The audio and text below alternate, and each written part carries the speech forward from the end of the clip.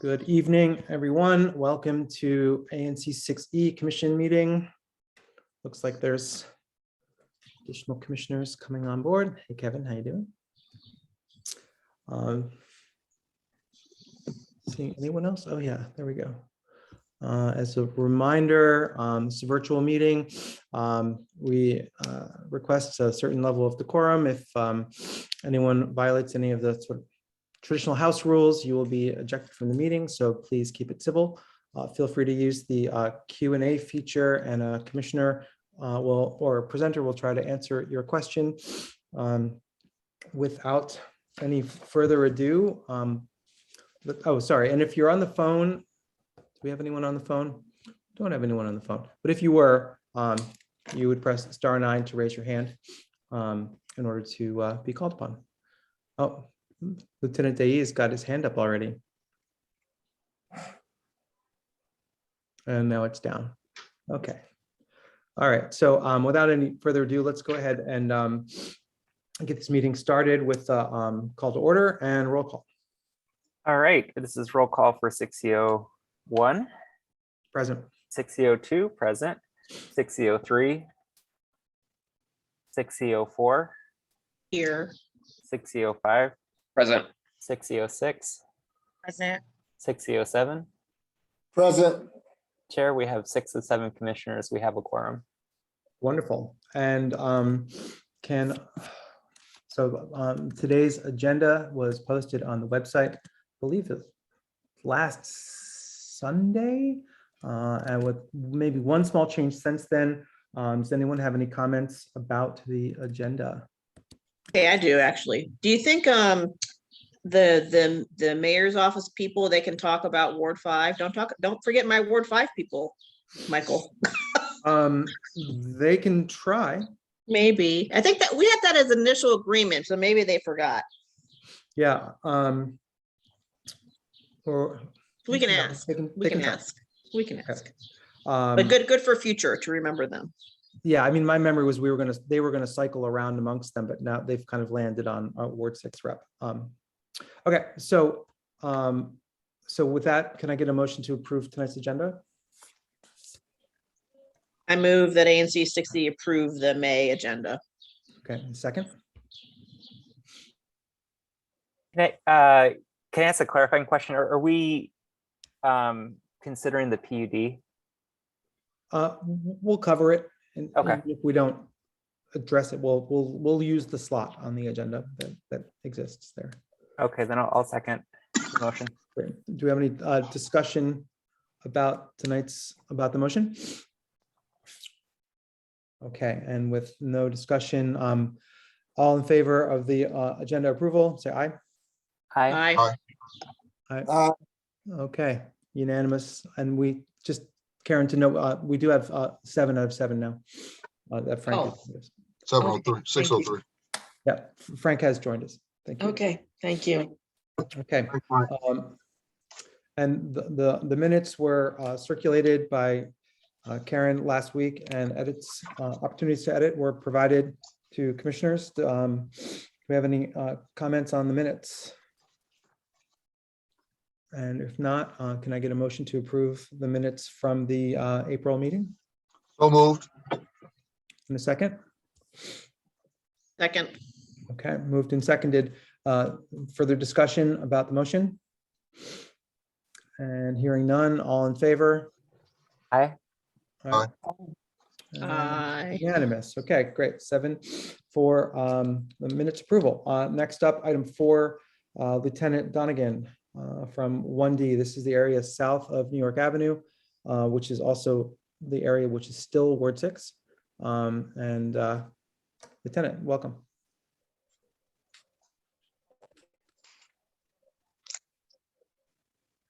Hey there. Sorry, the switch to panelist always messes my phone up. Hi. So for the area south of New York Avenue on the 1D side of 6E, we had just one violent incident inside of the ANC, and then one on the border that I'll talk about. There was a certainly most troubling incident was a armed carjacking and the attempt to complete an armed carjacking in the 1000 block of 5th Street Northwest. That was on April 8th, where the victim was waiting to pick up a family member from work, and suspects pulled up, tried to take the vehicle. When they weren't successful, they actually fired a gun at the victim's vehicle as the victim was leaving. Fortunately, nobody was struck, but that did match a pattern of a couple of other incidents around the city, kind of a similar MO, so to speak, that drew a lot of attention from our carjacking task force detectives. So they've certainly made that a priority and are working diligently towards closing that case as one of their higher priority cases. The other thing that happened, for some reason, it's coming up just outside of the ANC, but occurred at 7th and Mass Northwest. I guess 7th Street is not in the ANC, perhaps. But that was a robbery last week on the 27th, where a victim was walking, got assaulted, and had his phone taken. The good thing was we were able to collect some evidence on the scene that belonged to the suspect. So we're hopeful that with our partners at the Department of Forensic Sciences, we can make a closure on that case as well. More broadly speaking, trend-wise, it's the thefts are actually looking a lot better than they have been in a while. The property crime in general has been somewhat trending downward or kind of stabilizing as things are reopening, and hopefully we can attribute that to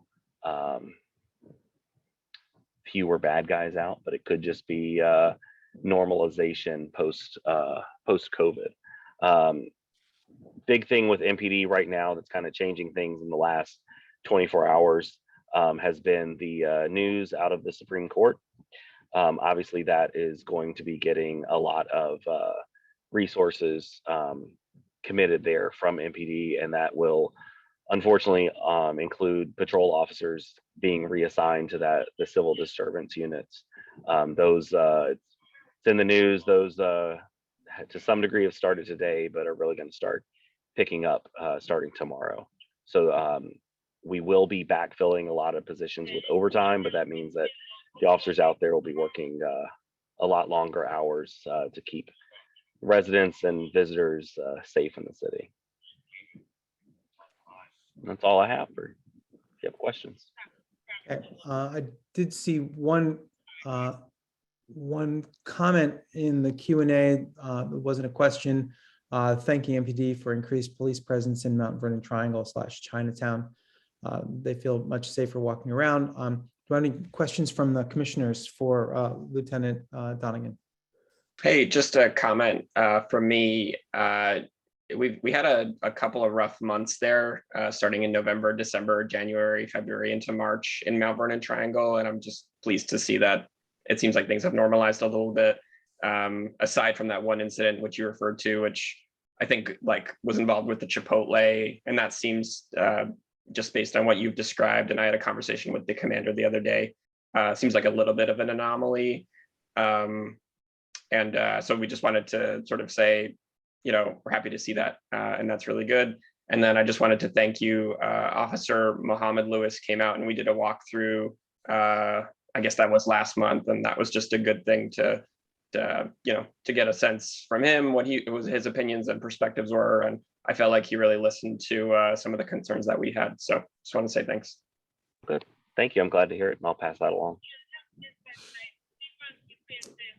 Any other comments from commissioners? Okay, hearing none. Do we have any questions or comments from the community? Feel free to raise your hand. If you're on the phone, dial *9 to raise your hand.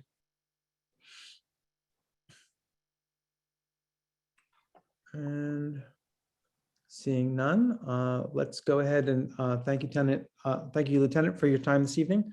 And let's move on to item 5, PSA report from Metropolitan Police Department 3D. That's the area north of Massachusetts Avenue, which is also now Ward 2. Hello, this is Lieutenant Dai. How are you guys doing today? How are you? Good. Just give you a update for third district as from our last meeting. If you haven't been aware, we have a new commander. Commander Kim has since decided to go other places with his career. I'm sorry, I'm out on the field. I'm driving, so I don't want to be on video right now because that would be very distracting. But so I'm out. I'm actually in your area right now patrolling. I'm on 6th Street right now, but yes. So Commander James Butler has replaced Commander Kim. Commander Kim will be in the 1st district now. He's a captain over there, but that was his decision. But Commander Butler is a very hands-on, very active member of, and I think we could expect him to interact with the community members a lot. The last time I've been talking to, if it hasn't gone to your ears yet, Commissioner Eichner, I spoke to ANC at Nigro yesterday about a lawful discharge, some gunfire on the 13 block of 5th Street. That was on the 30th, around 10:40 p.m. And yes, we did have some shell casings recovered. However, there was no injuries and just minor property damage to a vehicle. And I think that's it for your ward, for Ward 6. I had other stuff for Ward 5, but I'll give that to the Ward 5 members. And again, we're rolling into the summer, so obviously we're have to be concerned about not just the property times of robberies increasing, the increased foot traffic in the area, and just doing our best to be active and out there right now. Also, going forward, I would like to try to establish a community event with you guys, if possible. I'm trying to do a community event for my sector every month, and if I could get some feedback from ANC 6, that would be great, and we can plan something up. Sure thing. Feel free to reach out to the 6E commissioners who are in your area, and we can try to coordinate something. Do we have any additional updates? Okay, so Commissioner Nigro. So Lieutenant DA, so we've talked now several times about different incidents, but specifically I have a question from a constituent. So the person on Friday evening who was shot, and that is where around 6th and N, there's just a round, we're not too sure. And then the police were looking for casings, but the casings haven't been discovered yet. Is there some sort of ramification for that person, for him not to give up any information? He didn't tell where he was shot. He didn't tell anything. I mean, is there anything that happens with that person? So I can't really discuss that, what the internal side of what the detectives will do with that person, because we still want to try to elicit some kind of cooperation, some kind of investigation. So I'm not going to talk further about that, but just to update you guys, that actual address was 400 block of Q Street. It wasn't the actual event didn't happen at 6 and 9, it was at 400 Q Street, which I think is Ward 5, right? So, but generally, what happens when someone doesn't give up any information? It depends on the circumstances, ma'am. Okay. Well, So, fair enough. Well, that's Circumstances and the case involved. okay. And then and I know that then there were shots fired in the cooperative the following night, and that it wasn't just a vehicle, it was someone's window. Is that correct? It was a window that was shot. So yes, I believe a window. The window was shot out, and Okay. it may also have hit a vehicle as well. Okay, so more to discuss about that. And then I had, if I was to remain unmiked for the entire meeting, the audience would feel like I was in the tunnel due to the ATV action. So if you can reiterate for the commissioners and the audience, what is the deal with the policy with the ATV vehicles that'll be nonstop for the entire summer here, right where my building is? And is there I can't remember if there was a program where citizens can narc on the people that have the vehicles or something. What can be done? what can be done to quote unquote narc on people that you know have these vehicles. And if you want to remain anonymous, you can always text that information to 50411.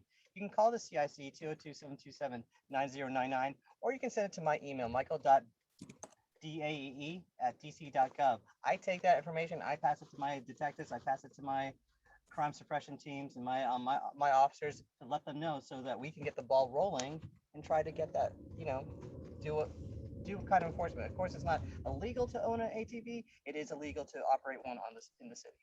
So then what do you do? Okay, so I narc, and We then what investigate. happens? Yeah, And then we what? take the information. Then we so just to give you some policy about what happens when we see ATVs, because obviously unless it's our no chase policy for an ATV. We're not going to chase an ATV just for being out and driving the city. Yes, it's a violation. We can try to stop it, but we are not going to chase that vehicle. But we do activate our cameras. We do document it. We try to get photographs of the ATV, and we try to do an investigation. Okay, but then do they ever get taken away? Yes, sometimes they do. And sometimes we do get the ATVs, and sometimes we do make an ATV arrest. I made myself an ATV arrest last year. Just So one? yes, I'm out here driving around, and we're doing what we can. So I have to be honest with you. It is starting early. I don't want to say early this year, but let me tell you, last night it was a show.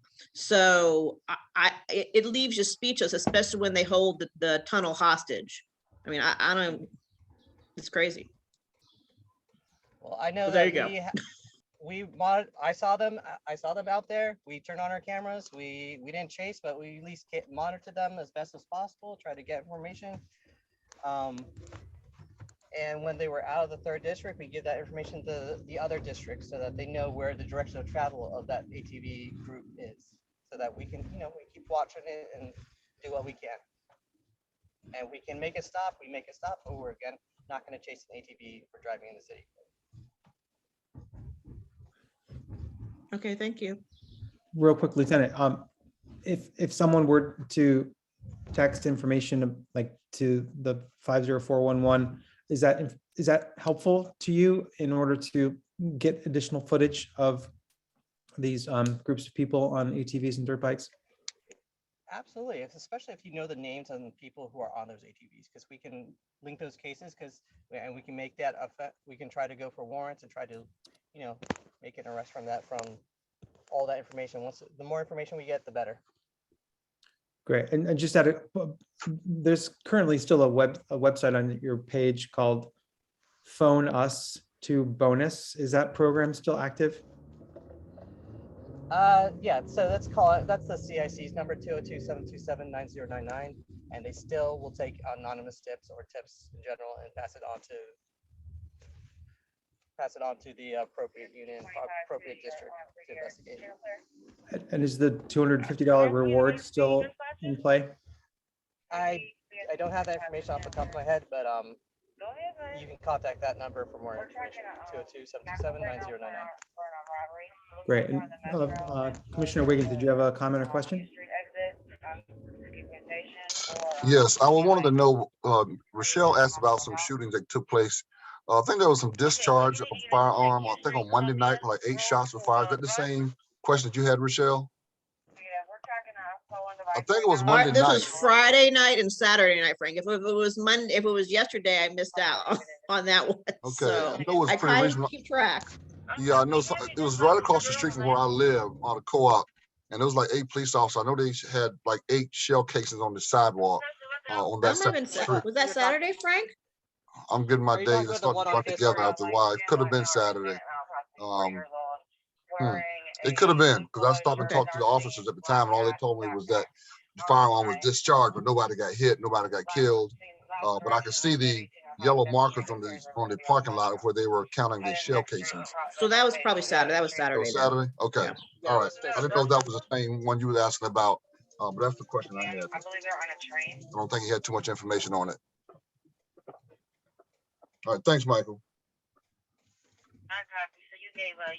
Sure, and we do have a question in the Q&A asking for comment on the incident at 6th and L this weekend. Is that the same incident that we've been discussing?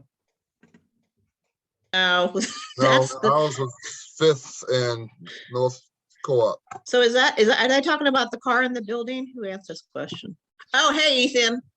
So We're I talking know, about so. the car in the building. The car- You want to talk about that? Yes, we can both talk about it. Would you go first, Lieutenant? Ethan lives on So that what- street. So yeah, if we're talking about the building that was struck, by, it was an accident. Both parties were on scene, and we took a report and we're investigating further about what happened. And it happened really obviously- early in the morning, like at 3 a.m. you told me, right? It did, yes. Okay. So as Ethan knows, everything bizarre happens in our area. So this would be one of them. So yeah, sorry I didn't have my camera on. I'm like I said, I'm driving around. I don't want to be too distracted. So there's also now a hand up. I'm going to allow Charles Walker to talk. Hi, yeah, I was asking about, I wanted to ask about the gunfire. So I think you've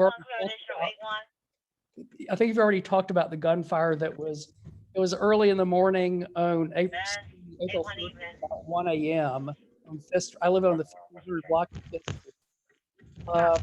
I'm not sure if that's exactly the one you were talking about, but an officer came and knocked on my door and asked me if I had anything on my camera. But there's also another incident of gunfire. It was on April 13th, and it was about 10:20 p.m. and I heard about 10 gunshots. And somebody posted about it on Nextdoor also. Other people heard it around here. So what was up with that? That was That was also gunfire, or what we call unlawful discharge. So I don't have any updates on that case at this time. Okay, that's it. Okay, so nothing else about that. No. Okay. Any additional questions from the community? If you are on the phone, press *9 to raise your hand. Any additional questions for Lieutenant Dai from north of New York Avenue here in now Ward 2? And seeing none, let's move on. Thank you, Lieutenant, for your time this evening. Please be safe out there, especially if you're on the phone and driving at the same time. Thank you. That's why I have Okay. hands free. Appreciate you guys. Sure thing. Okay, off to item number 6. Report from the mayor's office, community representative Jasmine Coilton. Hi, welcome. Welcome to 6E. Hi, thank you for having me today. I'm sorry I'm in the car. I'm actually on my way to another event after I give the updates on behalf of Kevin, but my name is Jasmine Coilton. I am the other Ward 6 smoker. I cover 6A, B, and C, so you won't see me over here too much, but I'm happy to be here.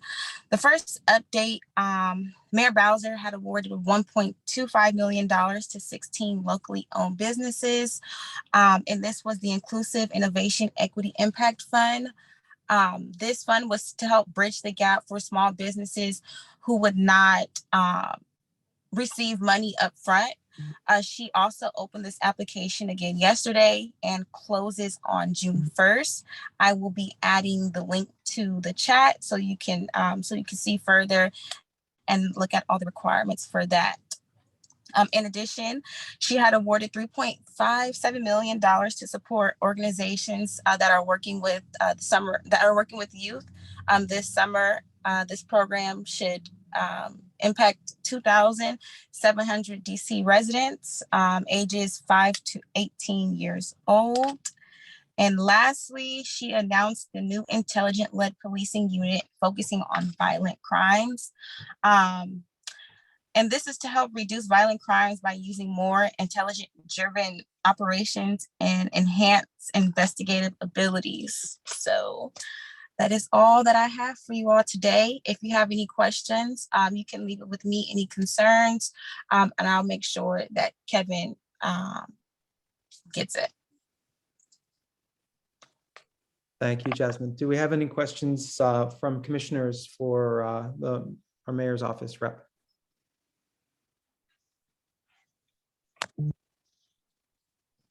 And seeing none, do we have any questions or comments from the community? For our phone participant, dial *9 to raise your hand.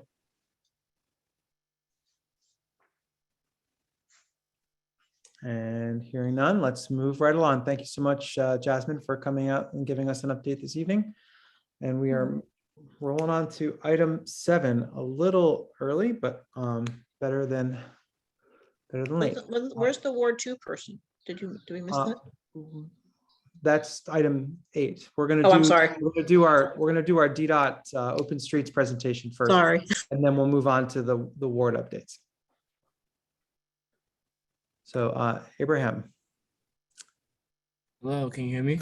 yes, you're coming through just fine. Did you want to share your screen? You should have permission to do that if you want to share the presentation. Okay. How are you guys today? We're doing fine. How are you? Good. All right. Sure. I'm just showing the screen. So. Okay, we're seeing your whole screen, but that's okay. Okay, great. Cool. Let me do this presentation. All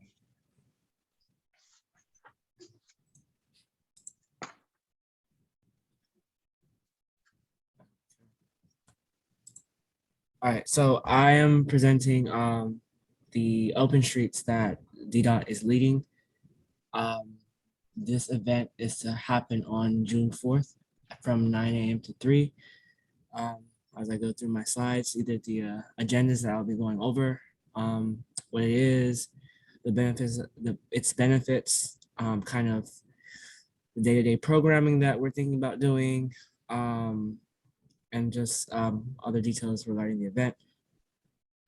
So start things off, the Open Streets is, as the name entails, the opening of the streets to the general public to kind of, get more immersed into the characteristics of their cities without having cars impede in the way. So, they're allowed for more foot traffic, more visitation to eateries and different businesses along the selected corridor.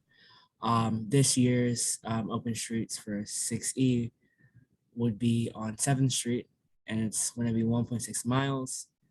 And, there's going to be a micro mobility stations to pull up and park your car, pull up and, park your micro mobility vehicle and just walk. There's also going to be bike lanes as well. So as you can see in the picture, it's just a way for people to just, really, get a closer feel for what their city has to offer. This Open Street is actually part of a global initiative, and DC is doing their portion of their share to the overall global initiative.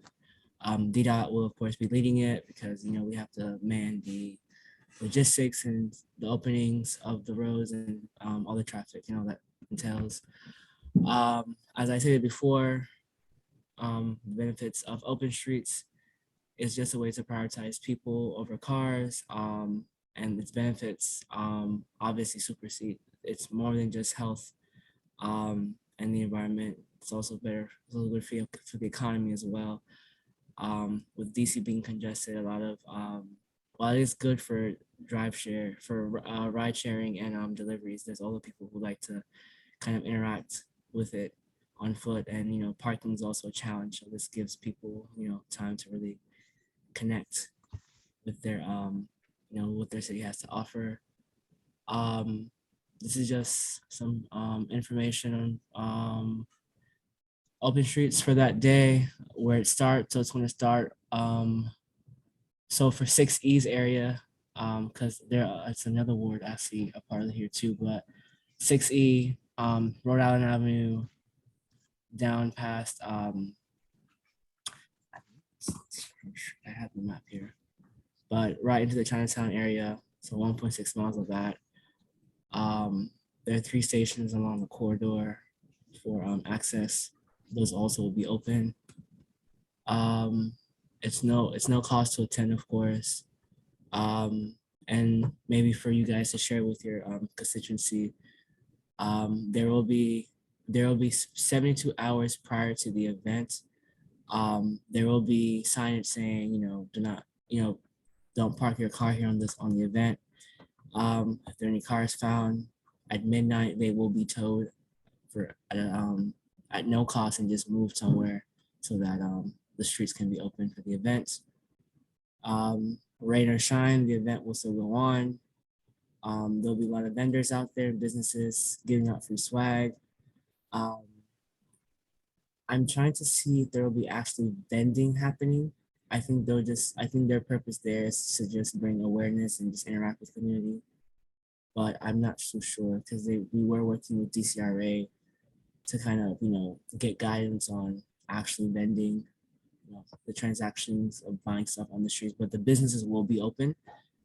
The brick and mortar businesses along the corridor, those will be open, and people are encouraged to go into them and shop.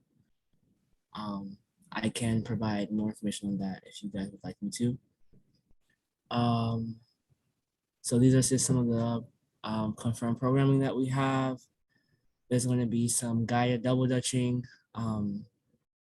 There's going to be some safety lessons, entertainment, bike share demonstrations.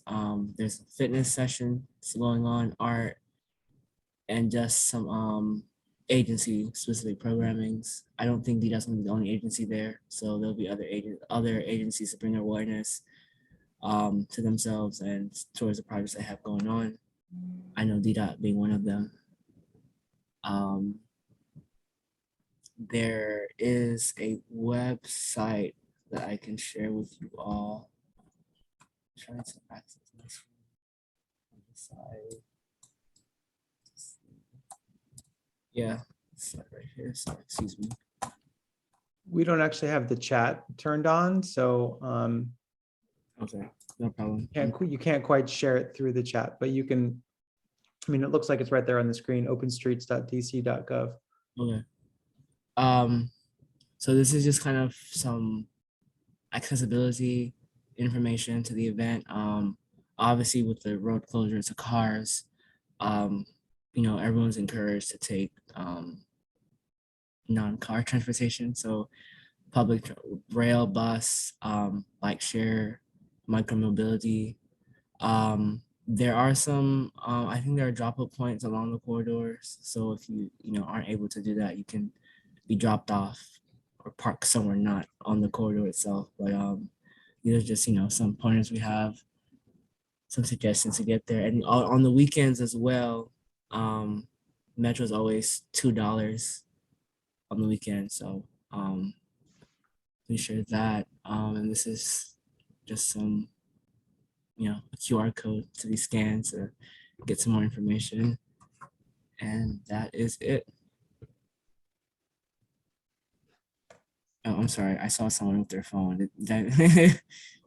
Yeah, feel free to leave the QR code up for a minute in case anyone wants to scan it to go to the website. I just want to verify that it works, and it does. So that's good.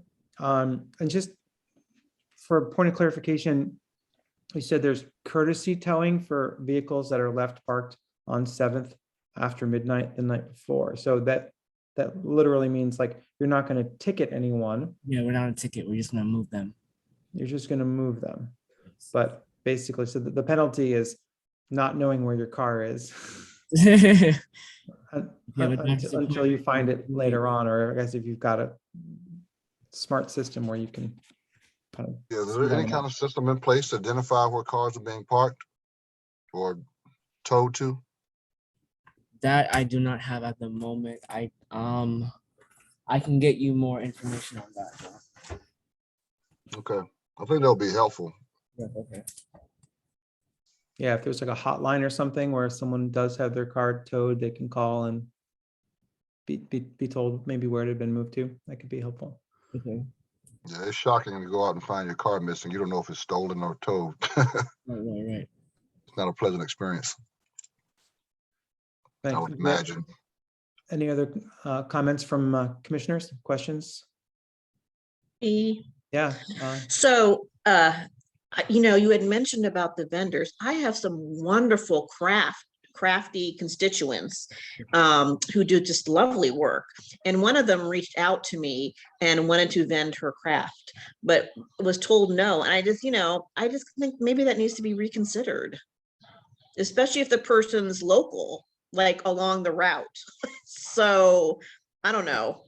Okay, so you, was this a resident or just a business owner? This was a resident. This was a resident. She has her little crafting business. She makes wreaths and they're lovely. And, I'm just saying, buy local, helping the local constituents. It'd be nice. Okay, I'll tell the coordinators because I do know I don't think they're allowing the actual anyone to vend like sell anything on the street. It's more so like, if you want to like bring brand awareness or like but I don't think anyone's allowed to like sell anything, any business. Okay. Well, I'm just saying if she reached out to whoever, I gave her the information, but I mean, I'm just saying it would just be nice. So. Thank you. Buy local. You're right. Yeah, I think, well, first of all, these open street events on Georgia Avenue have just been so much fun, bringing out the entire community for a day of just enjoying the street. And so looking forward to the 7th Street open street. I do agree that in the future, it would be wonderful to have some kind of vending at these events. I know that stores along 7th Street will be encouraged to do some like activation in front of their storefront, but would encourage some like creativity around how to incorporate different types of kind of local artists and vendors outside of that in a future iteration of this. And I understand that that'll take some coordination with DCRA. Yeah, I'll bring that up. That's a good point. To have local vendors come in and participate in a local function. Well, let me ask you this question: is this event trying to be something like 8th Street Day, or something like that, where there are, except without the vendors this year, where people get to come out, enjoy the neighborhood, enjoy the vendors, arts, music, food, folks and fun, which happens once a year in September for 8th Street Day. Is this event something like that, but without the vendors on the street? I'm just trying to get a good understanding. Okay. Is that what this is? I think this is its own event for open. Okay. To answer your question, I started here a month ago. I'm still. Oh, okay. So you're not familiar with 8th Street Day at all, then, right? No, I'm not. Okay. But, okay. So you have no point of comparison. No. Okay. So as someone who's been to the 8th Street Festival as well as the Georgia Avenue Open Streets, I'll say that they're not similar. This is not intended to be like a neighborhood festival that brings in a bunch of vendors and music and stuff. This is like it's like turning a street into a linear park. Okay. Day, right. So they'll have dump trucks and tow trucks blocking all the cross streets so that peds, bikes, scooters, skateboards can go from one end to the other without obstruction. And if you want to, to attend, you show up and on foot, hopefully, or in some other sort of non-motorized way to go to the event. Does that kind of give you a better idea, Frank? And also, it's not restricted to one neighborhood. Often they span multiple communities, right? So this is going to go through the Gallery Place sort of area in addition to the Shaw area. Okay. So this is not really to promote the businesses on that street. It's just promoting the transportation, be it on foot, on bike, roller skates, however you want to. It would. Oh, do you want to go? I'm sorry. Well, sure. I would just say I don't believe that's a good. If I mischaracterized that, Frank, that wasn't what I meant.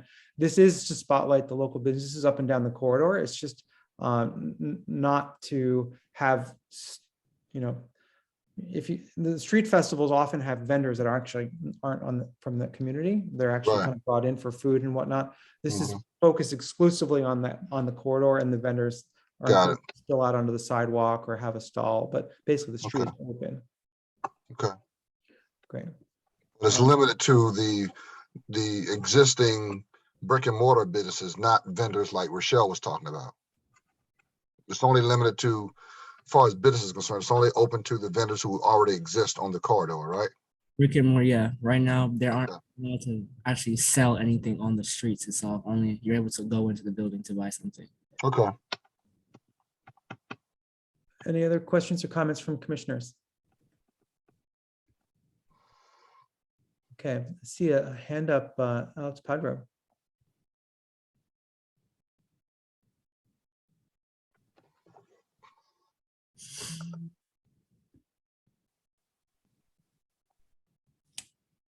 Yes, just wanted to offer some additional information because I've been working with the downtown bid, who's actually coordinating a number of the activities under contract with DDOT. So even the businesses that are located physically along 7th Street will not be able to do transactions in the street, but if they choose to, they can deliver their goods and services in the street area directly in front of their business. So if there is a business that is offering something to eat and drink, or giving haircuts or massages or whatever they may do, you need to go inside the business, conduct the transaction, then go outside and see whatever it is that you're going to be doing.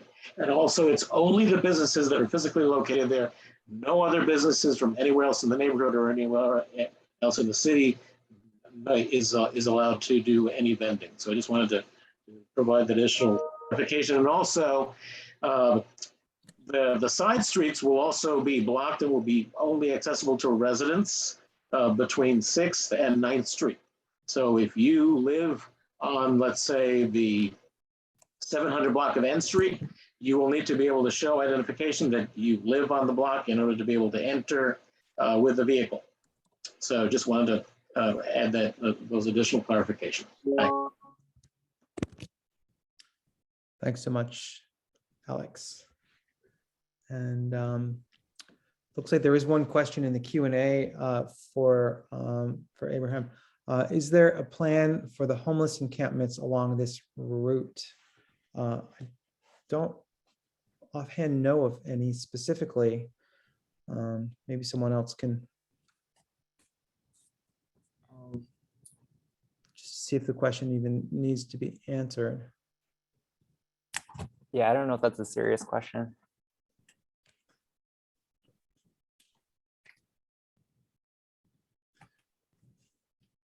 We covered the length of the breadth, and also 1.6 miles. Where does it start and end again?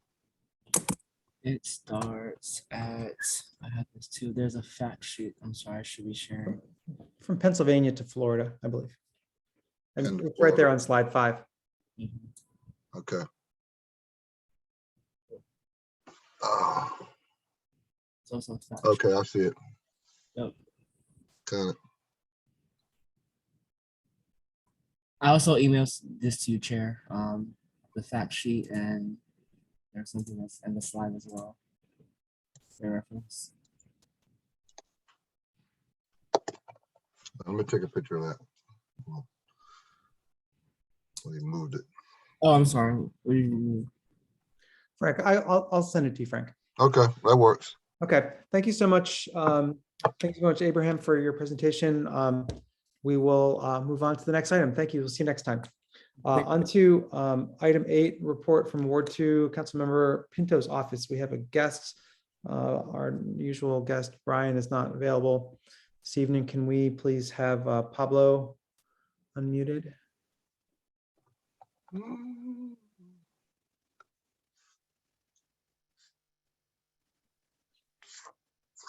Hi there, Pablo.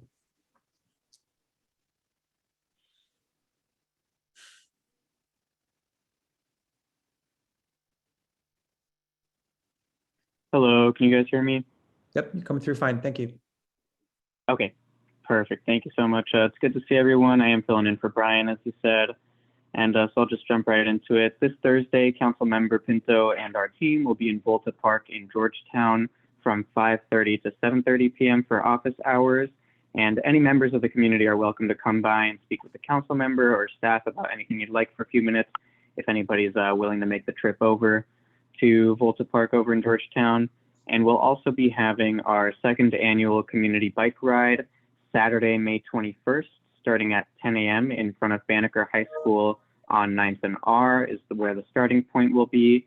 And we're then going to ride east to New Jersey Avenue and make our way west around much of Ward 2 before eventually ending at Ellington Field in Georgetown.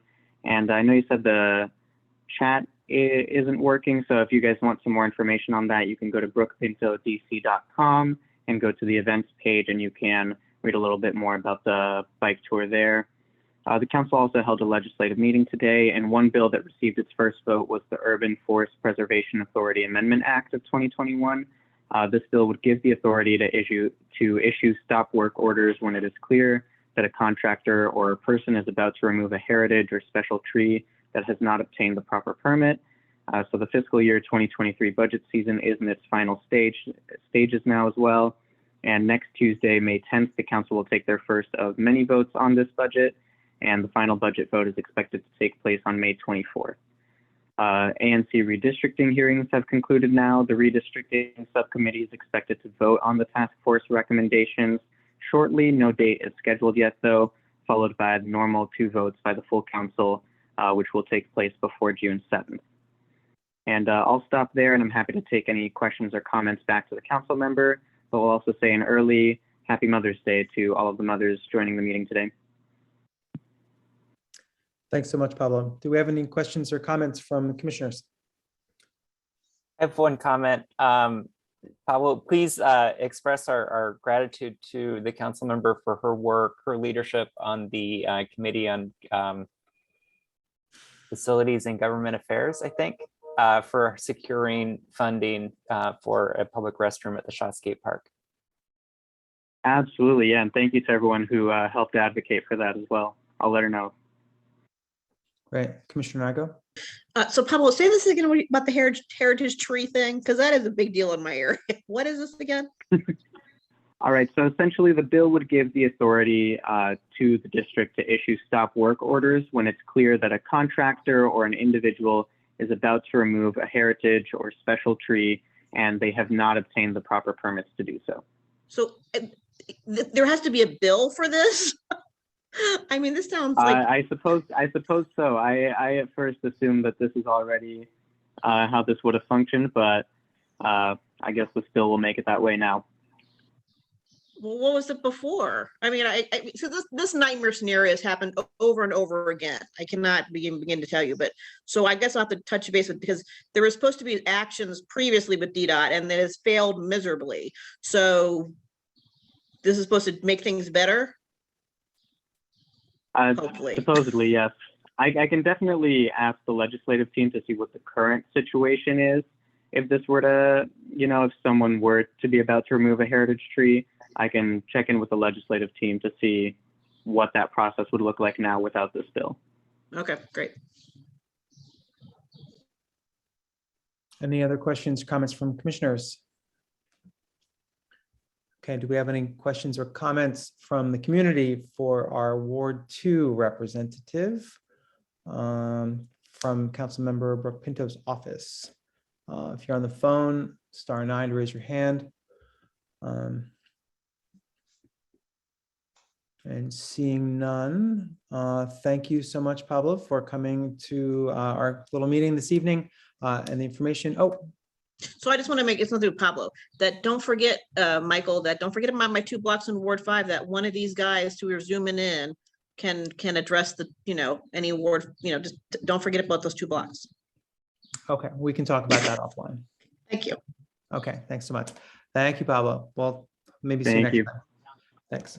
Okay, and I just received an email from our Ward 6 rep, Naomi Mitchell, that she will not be attending this evening. So we will go ahead and move on to item 10 pretty quickly. And just to note that and I'll go ahead and let's see, do we have? Let's see. Stephanie. And then what do you Would want me to? Hello, do you want me to move them over?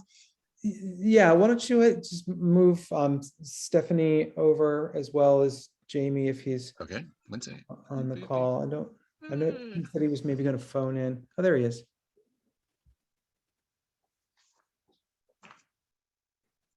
And Hey, Commissioner. hi, how are you?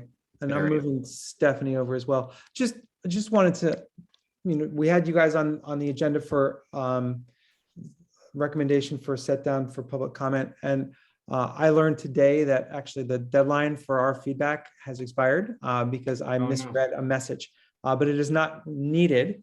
But I was also told that we could potentially send over the set down form either way, even though we're outside of the 30-day window. So before we decide to do anything along those lines, do you want to just give us any updates on the project since you last came to 6E? Sure. Hey, everyone. I'm Jamie Weinbaum again. It's nice to see you all and be with you. Thanks for having my colleague Stephanie and I here this evening. We had presented on a project proposed on 8th Street between R and S on the east side of the street. We applied after having a number of different community meetings and meeting with all of you and coming to the zoning committee and then the full ANC. We had applied for a plan unit development, a PUD, to the zoning commission. The zoning commission is taking up the case on May 12th, a week from Thursday. And last evening, the Office of Planning issued a report recommending that the the application be set down for a hearing. We have not made changes to the plans really since we presented it to you.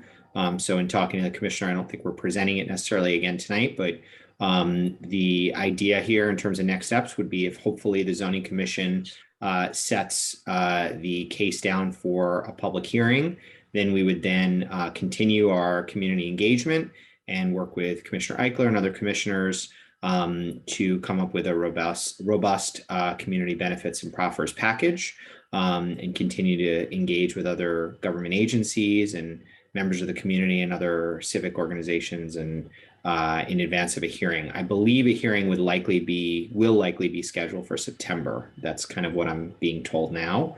So we'll have a good amount of time and I'll make sure that we plan it in the calendar with Commissioner Eichler and all, because I know you all tend to take off in August. So I want to make sure we have ample time to work together. So we'll do that. And as soon as we know where we are after May 12th, I'd love to get together and actually maybe get off the screen and meet a few folks in person or see a few folks in person. So that's the update that I have. Great. Thank you so much. Do we have any questions from the commissioners about this project? Again, this is 1707 8th Street. It's plan unit development for the 1700 block of 8th. It's just north of the south entrance to the Shaw Metro Rail Station on the east side of the street. It's currently 4 vacant garden-style 3-story apartment buildings, and the proposal is to significantly redo that block. So any final comments for the project team from the commissioners? Okay, great. And any comments or additional feedback from the community before we move on with this item? Okay, so I think we'll go ahead and I'm going to go ahead and make a motion that 6E recommends or supports the set down for the PUD for public comment, even though the window's expired. I was told that they would welcome our comment, and I would like to be on record for that. So we'll move that 6E send the recommendation to set this project down for public comment. If I can get a second. Second. Okay, any further discussion? Okay, all in favor, please signify by saying aye or raising your hand. Aye. Okay. Was that an aye from Denise too? Yes, that was Okay. me. Great, thanks. Your little window didn't glow when you, all right. So it looks like we have, so do we have any opposed? Okay, so, and no, any abstentions? And hearing none, the motion passes 7, unanimously. Thank you so much, project team, for coming out, Stephanie, Jamie, and sorry for the little switch up, but it'll smooth sailing from here on out. And great. Thank you, commissioners. Appreciate it. Thank you all so much, commissioners. Thanks again. Okay. Okay, now on to the ABRA side of the menu. Alex Padro, our chair of our ABRA committee, welcome. You've got possibly 10 items to cover this evening, so I'll go ahead and turn the mic over to you. And I believe our helper this evening also has the information of who to bring on board, but just in case we don't have it right, could you please make sure that you let us know who to bring forth for each item? Sure enough. So for those that may not be aware, ABRA has begun going through the renewal process for all of the liquor licenses by class. So in a given year, all the restaurant licenses will be renewed. All of the retail stores will be renewed, and so on and so forth. So this year we're in a renewal year for restaurant licenses. So we have 10 such establishments that have asked for our support for the renewals of their licenses. And the first on the agenda is Chaplin Restaurant. So do we have Ari Wilder available representing the restaurant? Alex, is he on the phone or? He hands was up now. Got his hand up. 3 hands up. Okay. All right. So while they're admitted, I'll go ahead and brief everyone on this particular application. So Chaplin's is located at 1501 9th Street Northwest. This is a Class C restaurant license. Their hours of operation are Sunday through Thursday, 10 a.m. to 2 a.m., Friday and Saturday, 10 a.m. to 3 a.m. Hours of the Sidewalk Cafe are 10 a.m. to 1:30 a.m. Monday through Thursday, 10 a.m. to 2:30 a.m. Friday and Saturday, except for a portion of the outdoor seating, which closes at midnight. So there have been no violations in the past 2 years on their investigative history, and the establishment did appear at the ANC 6E ABC Licensing Committee meeting last Thursday and received a presentation and made a recommendation to the commission that this application for renewal should be supported. So we do have several representatives, including Adrian Williams and perhaps Ari Wilder, that are available to perhaps make, oh yes, also Joyce Raji also is representing Chaplin's. So whoever is going to be speaking, if you'd like to make any brief comments about your current operations. Hi, thank you. Sorry, I kept raising my hand. I got that *9, *6 mixed up. Thank you. No, operations are as usual, and thank you for the support. All right, so this is in Commissioner Eichler's single member district. Great. So I would like to move that 6E support the renewal of the Class C restaurant license for Chaplin's at 1501 9th Street Northwest and communicate that support to ABRA. If I can get a second. I'll second. Okay, and any further discussion about the motion? All in favor, signify by saying aye. Aye. Aye. Aye. Aye. Any in opposition? And abstentions? Okay, motion passed unanimously. Thank you so much. Back to Alex Padron. Great, and if we can keep the same panelists up, because they're also representing the next establishment, that's Zeppelin Restaurant at 1544 9th Street Northwest. This is another Class C restaurant license. Hours of operation are 8 a.m. to 2 a.m. Monday through Thursday, 8 a.m. to 3 a.m. Friday and Saturday. Hours of sidewalk cafe operation, 8 a.m. to 12 a.m. 7 days a week. This establishment did have investigative history. There was a issue last April related to violations of the mayor's order related to wearing of masks and social distancing service from the bar and allowing patrons to consume alcoholic beverages while standing. A warning was issued, but not a fine. Ari, if you just want to advise the commissioners what actions Zeppelin has taken to ensure that there are no further incidents of this type. Yeah, yes, absolutely. Thank you, Alex. We had tables, high top tables in the bar area. We were under the assumption, or we were under the misinformation that those tables, as long as they were not connected to the bar, like touching the bar area, would be allowed. And it caused some issues with guests moving outside and guests also thinking it was pre-pandemic and standing up and congregating at the bar instead of being seated.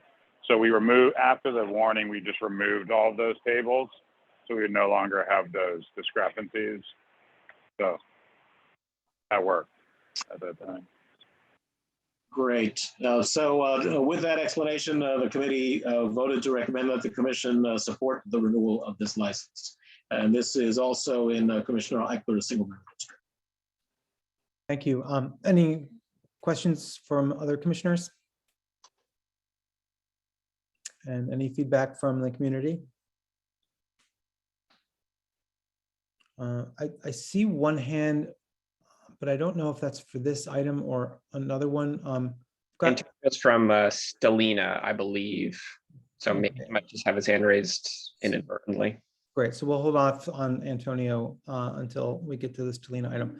So no additional comments or questions. I'll go ahead and make the motion. I move that 6E support the renewal of the Class C restaurant license for Chaplin. Sorry, we already did Chaplin. So the Class C restaurant license for Zeppelin at 1544 9th Street Northwest, and communicate that support to Abra.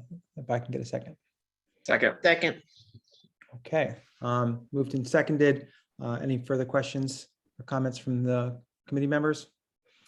And hearing none, all in favor, vote by signifying aye. Aye. Aye.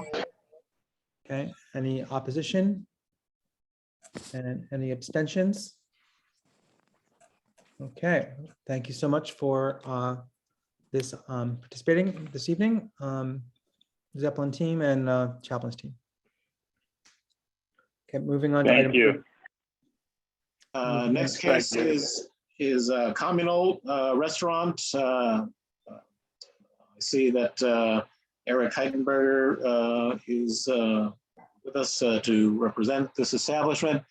This is another Class C restaurant license. Establishment is located at 919 5th Street Northwest. Hours of operation are Sundays, 9:30 a.m. to 2 a.m. Monday through Thursday, 10 a.m. to 2 a.m. Friday and Saturday, Friday 10 a.m. to 3 a.m. Saturday 9:30 a.m. to 3 a.m. This establishment had no investigative history. Unfortunately, due to not having received notice that this case was going to be heard this evening, the committee was not able to take any action on this application, which is in Commissioner Parlege's single member district. Thanks for that update. Do we have any, Patrick, do you want to just let us know if there's anything that we need to think about? Yeah, I'll just say briefly, no concerns from my perspective, and no resident feedback that would suggest anything that other than these guys are good neighbors. I'll allow Eric to say a few words if he'd like as well before I make the motion. No, thank you for that, Patrick. And we're going to miss you as you move on. And thanks for everything you've done in the last couple of years. No, we've really enjoyed being in the neighborhood, and we just had great feedback from the neighbors that are in the area. We're looking forward to spring and summertime and hopefully putting this pandemic behind us once and for all. But we love the neighborhood, and thanks for everything that the council and committee does for supporting small local businesses. Absolutely. I'll go ahead and make the motion. I move that ANC 6E support the renewal of Class C restaurant license for communal restaurant located at 919 5th Street Northwest and communicate that support to ABRA. Is there a second? I second. Okay, moved and seconded. Any discussion? All in favor, say aye. Aye. Aye. Opposed? And abstentions? Okay, unanimous. Thanks so much. And off to the next item. Thank you. Next is Selena Pizzeria. This Class C restaurant is located at 508 K Street Northwest. I see we have a representative available to answer any questions. Hours of operation are 11 a.m. to 2 a.m. 7 days a week. And this establishment also was not able to have a recommendation from the committee due to lack of notice to the committee in a timely manner. This establishment is also in Commissioner Parleja's single member district. Yeah, so funny enough, the way that this timing has worked out, these guys are just opening. I don't even know if they're actually open yet. I know they just had their pre-opening event. We have previously established a settlement agreement with this business, but as best as I can tell, they haven't actually used that to sell alcohol to the public yet. So from my perspective, obviously no concerns since that is the case. I'll pass it to Antonio if he wants to say anything additional there. Hey guys, how you doing? Hi, we're good, thanks. Hi, I'm at the restaurant right now. No, everything is good, and we just opened today. So I'm in the middle of the dinner rush, but beside that, everything is cool. Hopefully, we are gonna try to get the patio sittings going on too. But I appreciate all your support, and at the moment we are okay. Great, and I think the patio is lined up for next month's transportation committee meeting and full ANC meeting. So that'll be next month, but it's coming up. Yes. So Commissioner, I did want to mention that while there is investigative history for Selena, there are administrative matters. There are no citations related to their operations, obviously, since they've just opened. Great, thanks, Alex. I'll go ahead and make the motion here. I move that ANC 6E support the renewal of Class C restaurant license for Selena Pizzeria located at 508 K Street Northwest and communicate that support to ABRA. Is there a second? I'll second. Great, thanks. Moved and seconded. Any discussion?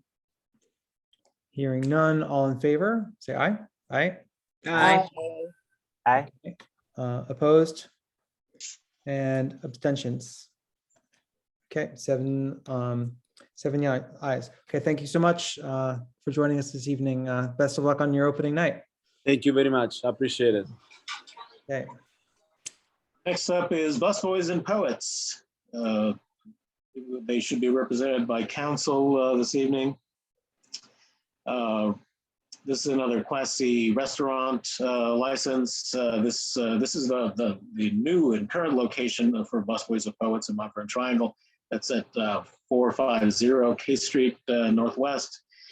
Hours of operation are Sunday through Thursday, 7 a.m. to 1 a.m., Friday and Saturday, 7 a.m. to 2 a.m. Hours of sidewalk cafe operation are 8 a.m. to 11 p.m. 7 days a week. And there is no investigative history, no violations to report. The committee was able to discuss this particular application and receive comments from counsel for the licensee, and I'm pleased to be able to report that the committee recommended that the commission support the renewal of this license. And this is located in Commissioner Parlesh's single member district. Hey, so similarly, no concerns from me on this one. Let me turn it over to the applicant in case they want to provide any additional commentary. Hi, good afternoon, commissioners. This is Manal Mahmood with Malleus O'Brien Sandground. I just wanted to thank you all again for your support, and we continue to be excited to be in the neighborhood. Do we have any questions or feedback from the commissioners? Any comments from the community? Okay, Patrick. I move that ANC 6C support the renewal of Class C restaurant license for Busboys and Poets located at 450 K Street Northwest, and communicate that support to Abra. Is there a second? Second. Okay, Commissioner Blackson seconds. Moved and seconded. All in favor? Or sorry, any discussion? All right, all in favor? Aye. Aye. Aye. Okay, opposed? And abstentions? Okay, thank you very much for this item here. And looks like we will have Manala, you on the line for a couple other items. Yep. Okay. So indeed, next case is Giant number 2376, which is otherwise known as the Oak Street Market Giant, or the City Market at a restaurant license. So this is not the license for their sale of alcohol in bottles and cans, but for the service at the cafe area that's nearest to the tower end of the store. The store is located at 1400 7th Street Northwest, even though the entrance is on 8th Street. Hours of operation are 7 a.m. to 12 a.m. 7 days a week. And this establishment had no violations on investigative history for the past 2 years. The committee is pleased to be able to recommend that the commission support the renewal of this license, which is located in Commissioner Eichler's single member district.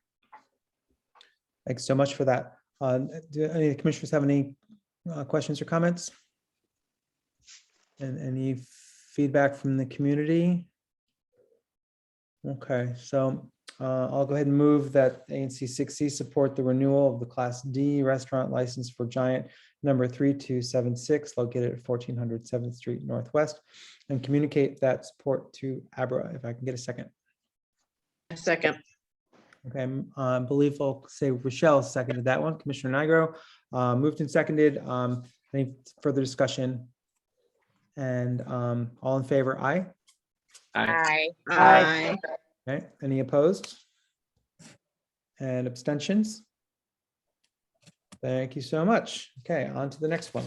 And the third and final case represented by Malleus O'Brien Sandground this evening is the AC Hotel, actually the CL Club, social club bar at the roof at the 601 K Street Northwest. This is a Class C hotel license. Hours of operation are 24 hours, 7 days a week. Hours of the outdoor area are 8 a.m. to 12 a.m. Sunday through Thursday, 8 a.m. to 2 a.m. Friday and Saturday. And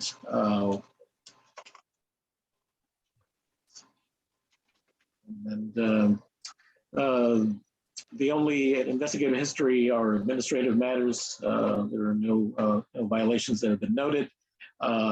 The committee did receive information from Commissioner Parlej, in the single member district this establishment is located, related to sound complaints that have been registered by his constituents. In discussions with council for the licensee.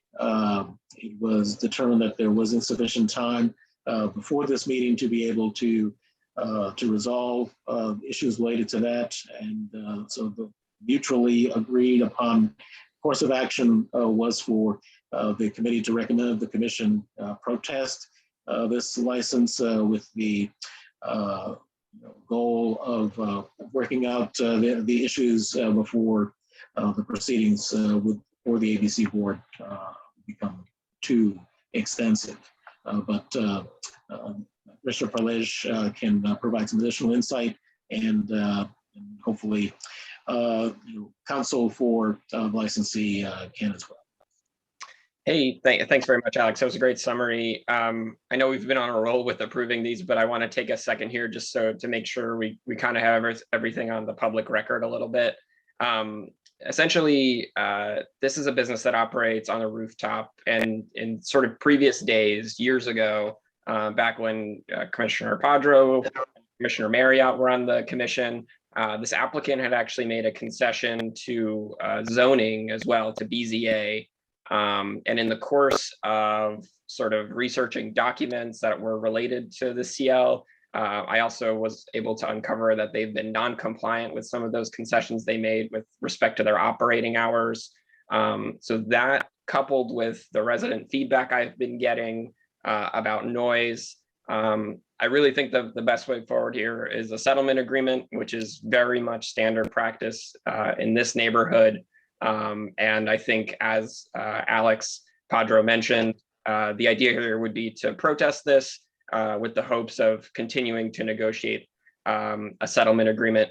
The way the dates work out for when we have to officially file feedback, actually we would have to file the day before our June meeting, which precludes us really from doing that. So we have to protest this month. I have a sort of resolution / letter that I've written up to talk about this. Should I present that on the screen, Michael?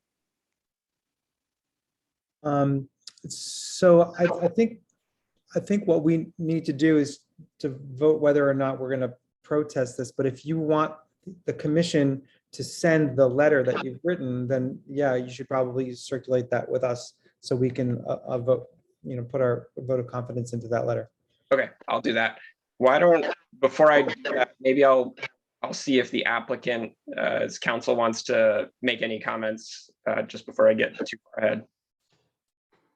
No, thank you so much, Commissioner. I think, as we discussed last week, we're all in agreement of how to move forward.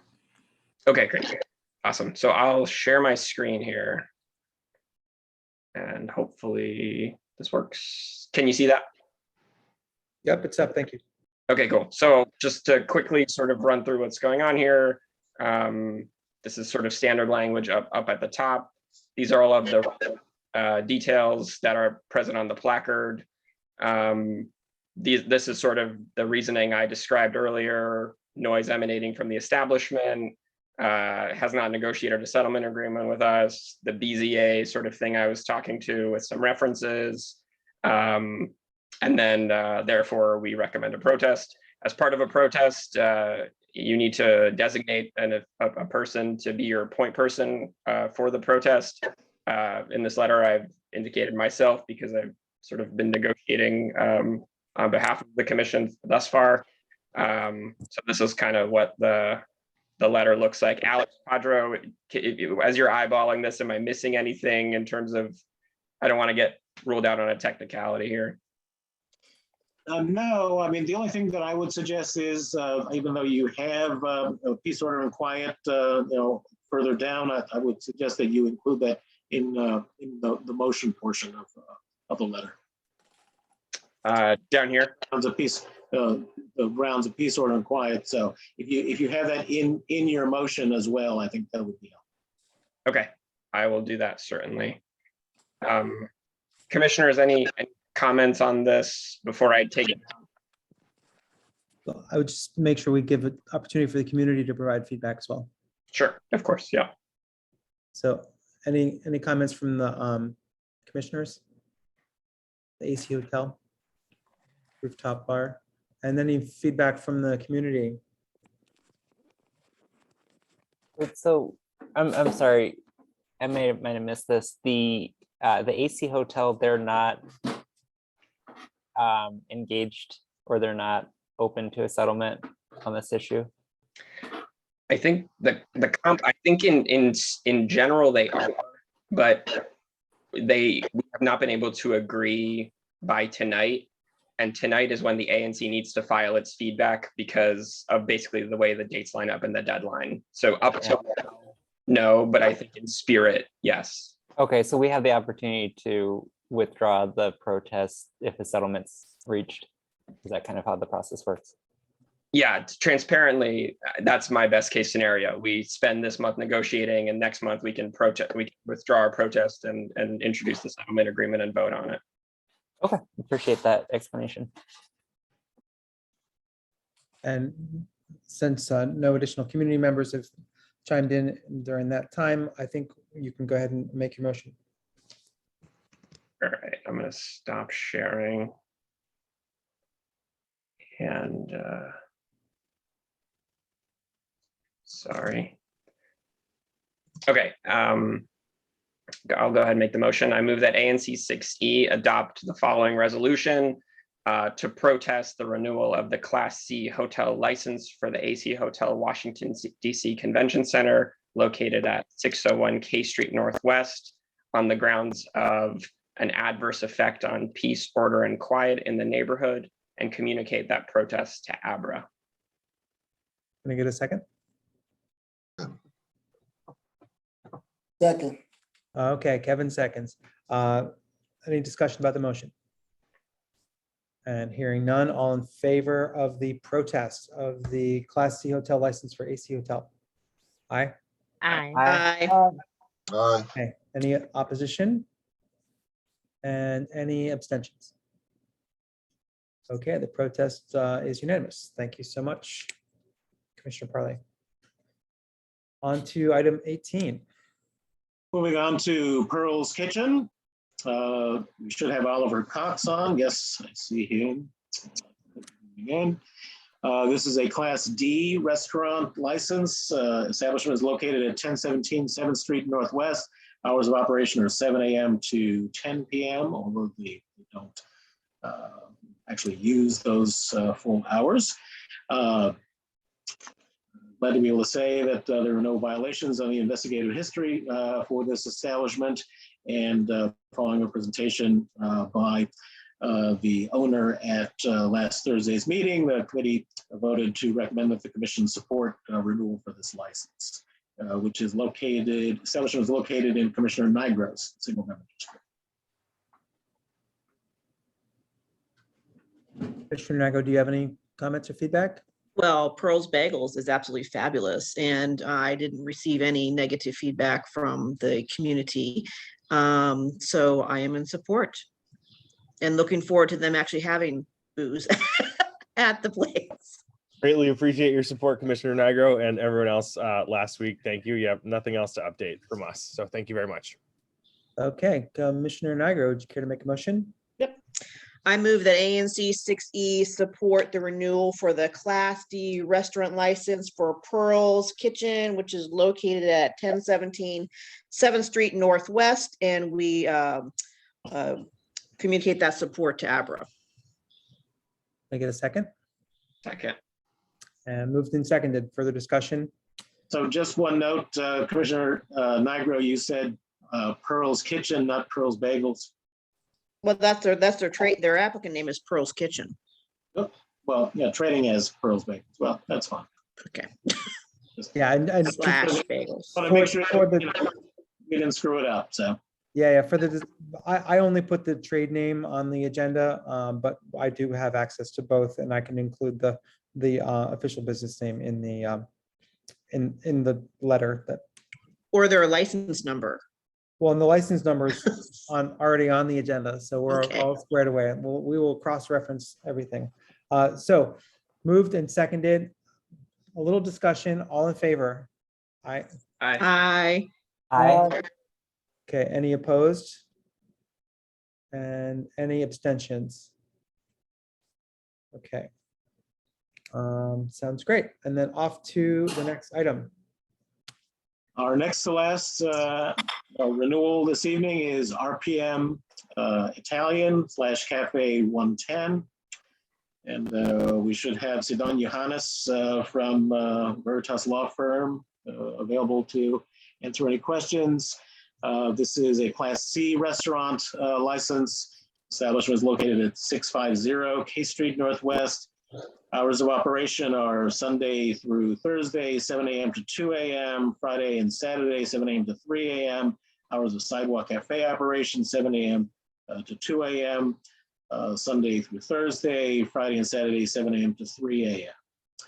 And the establishment only has administrative matters on its investigative history. But he did weigh this request for support and voted to recommend that the commission support the renewal of this license, which is located in Commissioner Parlege's single member district. Hey, no concerns from me or anything from the residents that they've told me on this one as well. Right, and does the applicant care to make any statement? And hearing none, let's go ahead and see if any commissioners have any questions or comments. And feedback from the community. Okay, so Patrick? I move that ANC 6E support the renewal of Class C restaurant license for RPM Italian / Cafe 110 located at 650 K Street Northwest and communicate that support to Abra. For a second? Second. Okay, Denise seconds.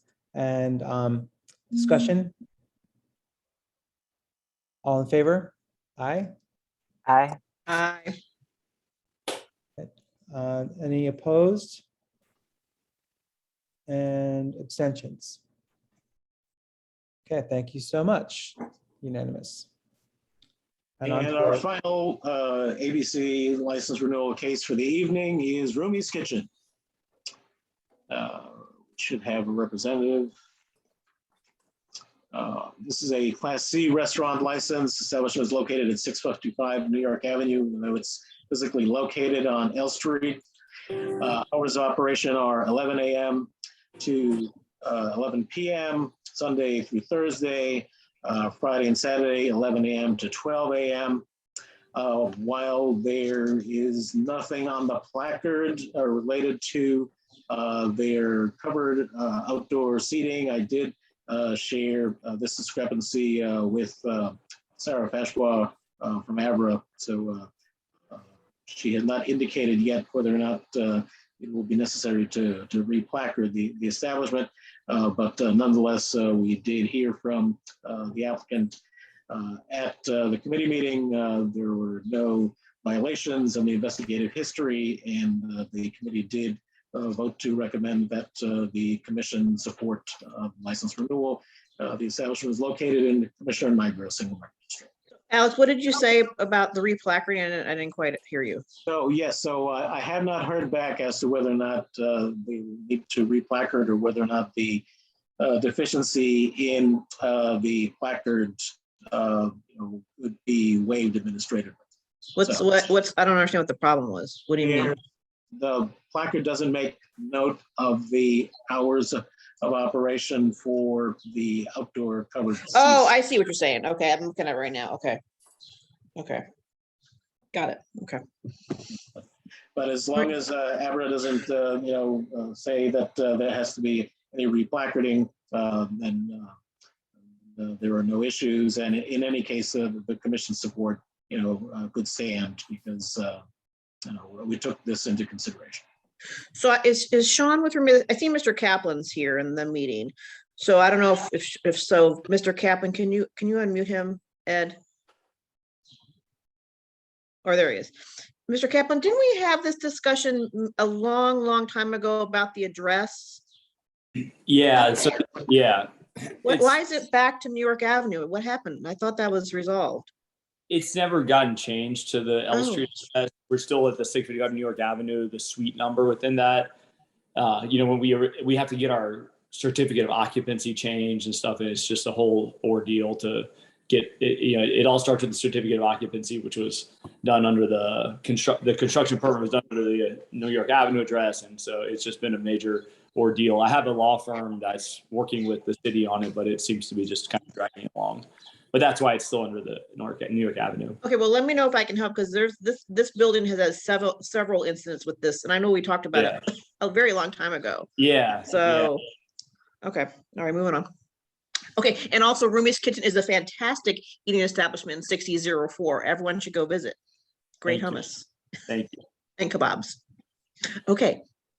Great. And I actually I brought something up at the committee meeting about the walkway in front of the exterior, the dining area. Last time I went through, I noticed there were some planters that weren't on the original designs. Can you just give us a comment as on the situation there? Yeah, I think in the original designs we submitted that we were planning to put the planters inside within the tent, and then the tent ended up being shorter, so we put the planters outside.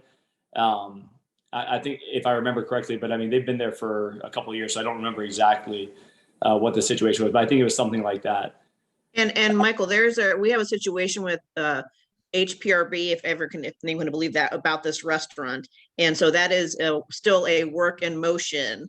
So there could be change. There'll be some changes because of the historic part of this back part of this building.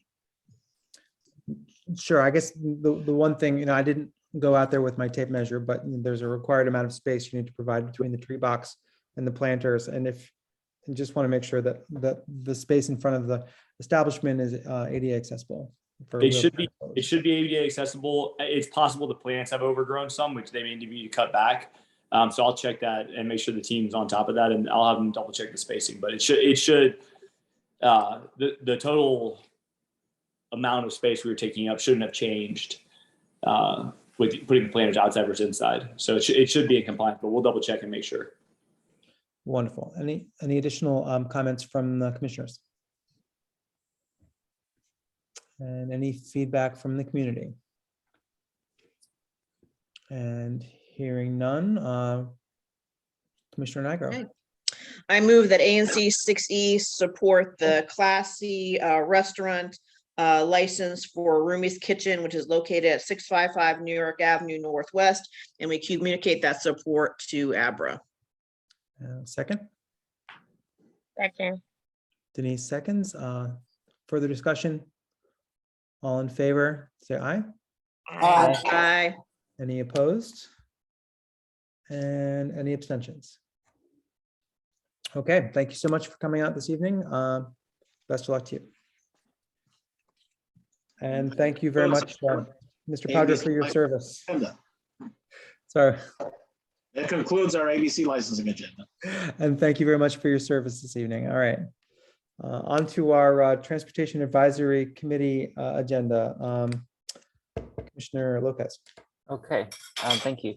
The ANC 60 Transportation Advisory Committee met on Monday, April 25th to review several issues. The first of which on the agenda is a request for automated enforcement. Is that right? Yeah, request for automated enforcement pilot for Kudo zones on the 400 block of K Street Northwest. This is in 6005, Commissioner Parley's district. And Commissioner Parley, if you want to introduce this, I can summarize the TAC recommendations to the draft resolution that you've circulated. Okay, basically, and all my fellow commissioners here will have heard me talking about the 400 block of K Street before. We're sort of struggling to make things work with enforcement, among other things, on that block because it's a very congested block and it's a traffic safety issue. We had DDOT do a walkthrough, I guess it was in late March now, And one of the brainstorms that came out of that that walkthrough was the potential for some sort of automated enforcement or short-term metering for the pickup drop-off zones. The pickup drop-off zones have been a challenge because essentially people will very quickly treat them like permanent parking spaces unless there's a human like right there to enforce their clearance at all times.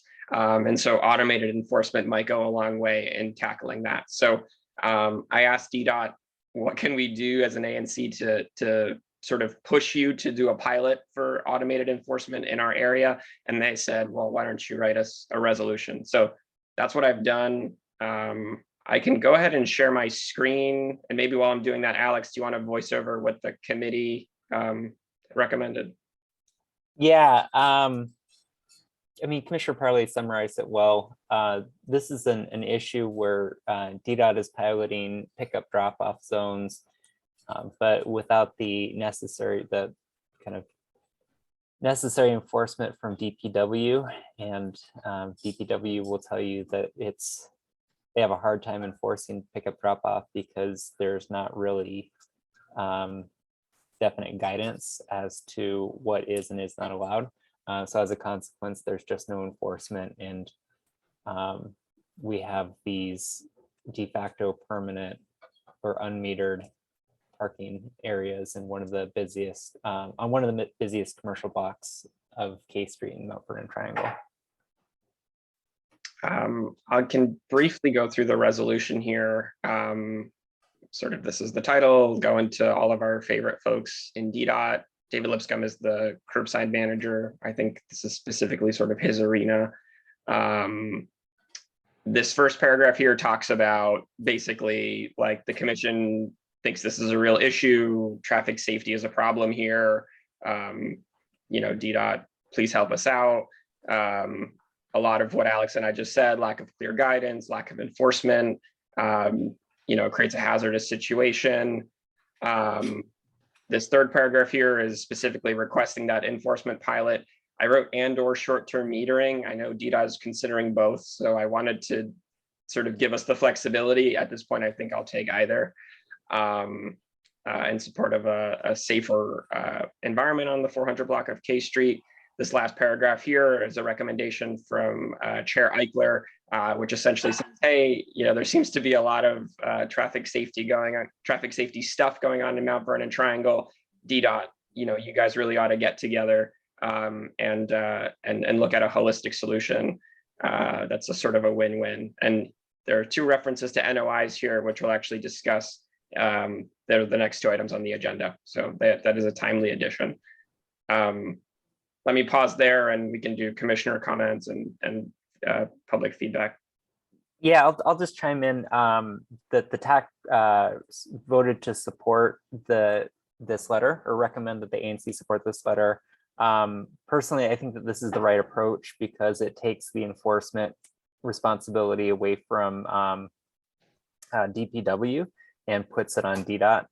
And given the disconnect between those two agencies, I think that it's DDOT will be more effective in the automated enforcement for these, or if DDOT elects to go on the short-term meters, then DPW would be the enforcement agency, but they would have clear direction as to when a PUDO meter has expired.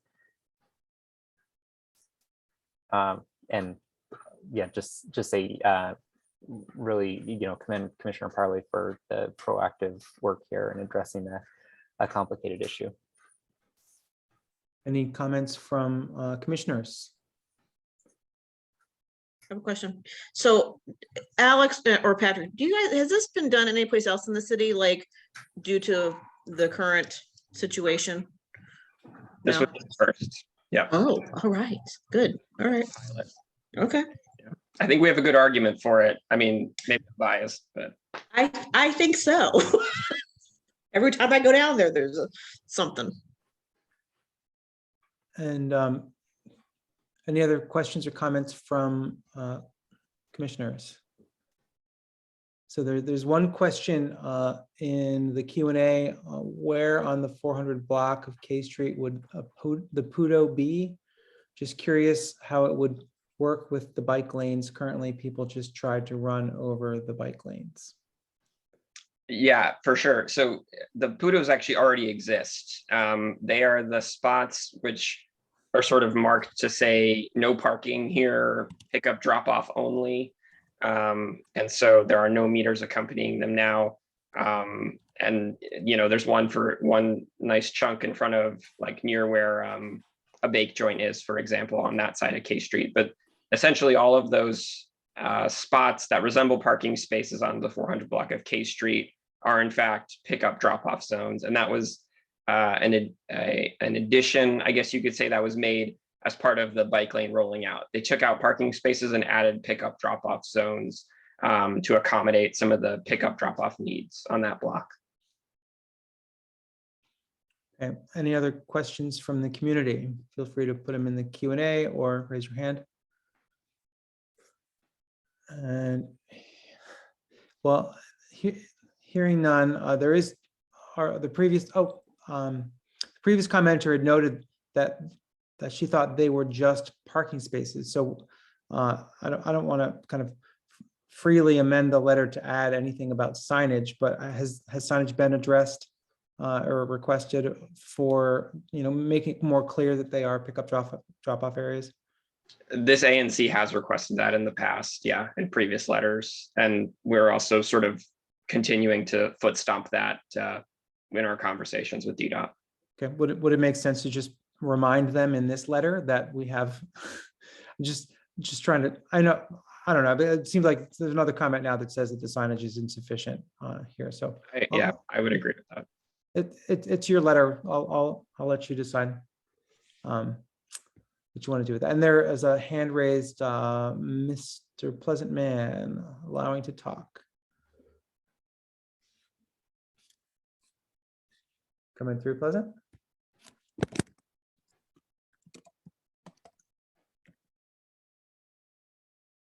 Says talking is permitted. Can you unmute yourself? Oh, no, I'm sorry. I must have hit something wrong here. No, I didn't have a question. Sorry. No worries. Okay.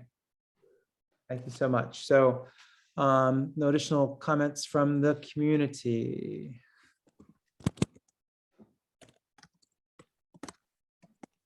And it looks like we are editing the document in real time. I just added signage in there. Great.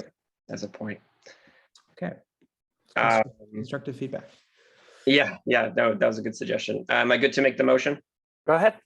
All right. I move that ANC 6E adopt the following resolution to request automated enforcement, pilot, and/or short-term metering for pickup drop-off zones on the 400 block of K Street Northwest and communicate that support to DDOT. Well, second. Okay, moved and seconded. Further discussion? All in favor? Aye. Aye. Aye. Opposed? And abstentions? Okay, ayes have it. On to the next item. Thank you so much. Okay, the next item, also transportation item. Are folks seeing my screen? Yes? Yes. Okay, good. We are considering a DDOT notice of intent that was published in March. However, and the due date lapsed, but however, DDOT is aware that we are considering it at this meeting. This NOI proposes to solve an issue in Mount Vernon Triangle where trucks that are kind of staging to load into the Safeway grocery store at 5th and L Street. If the loading dock doesn't open until 7 a.m. And so if they arrive early or if the loading bays are full, the trucks have been kind of staging on K Street and creating traffic difficulties.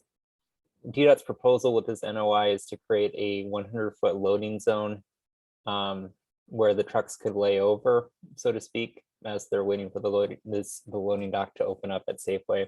And that loading zone is proposed to be on 5th Street between K and New York. Commissioner Parley presented to the TAC and had some concerns with this plan and has proposed a resolution that I will expressing this opposition, but I'll let him kind of explain his reasoning and then follow up with the what the TAC recommended. Yeah, so basically this was, if you guys remember last month's meeting, this was the agenda item which we sort of got to, and I said some things and I asked us to move it till this month. Essentially, once this NOI was, I circulated this NOI, my friends at the Mount Vernon Triangle, Sid, circulated this NOI to residents, and it quickly got a just a sort of overwhelming opposition to the idea. I can enumerate quickly. Essentially, it came down to sort of 5 categories, which are enumerated in the letter. Concerns about creating additional gridlock on the 1000 block of 5th Street Northwest, which is where this commercial loading zone is located. Concerns from the City Vista on K building, which is kind of the building that's closest nearby, the residential building that's closest nearby, that they'll have to hire additional staff to manage any additional congestion from this proposal, leading to additional costs being incurred by residents.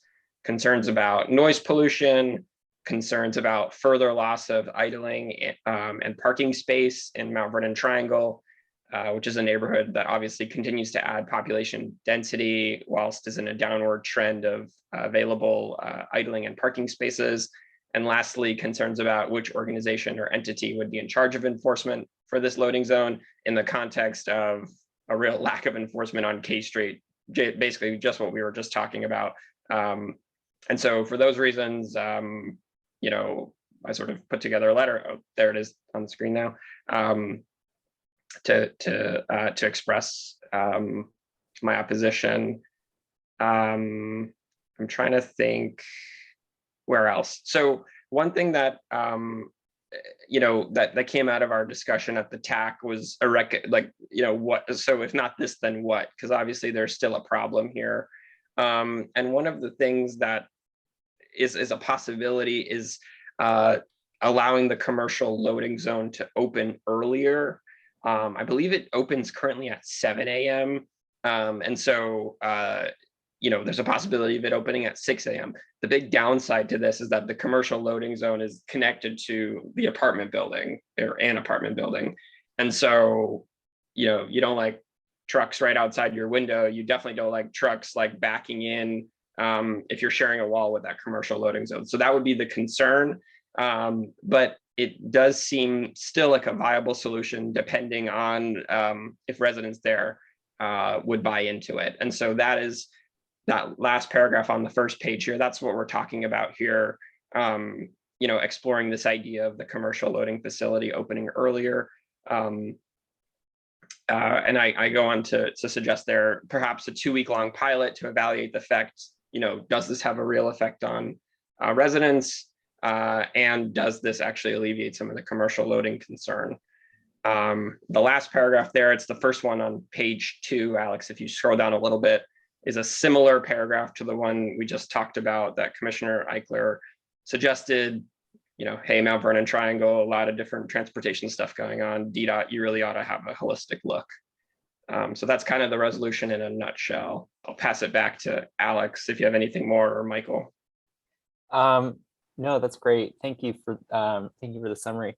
And yeah, agree. The TAC, I think there's 3 items on this agenda related to curbside management in Mount Vernon Triangle. So the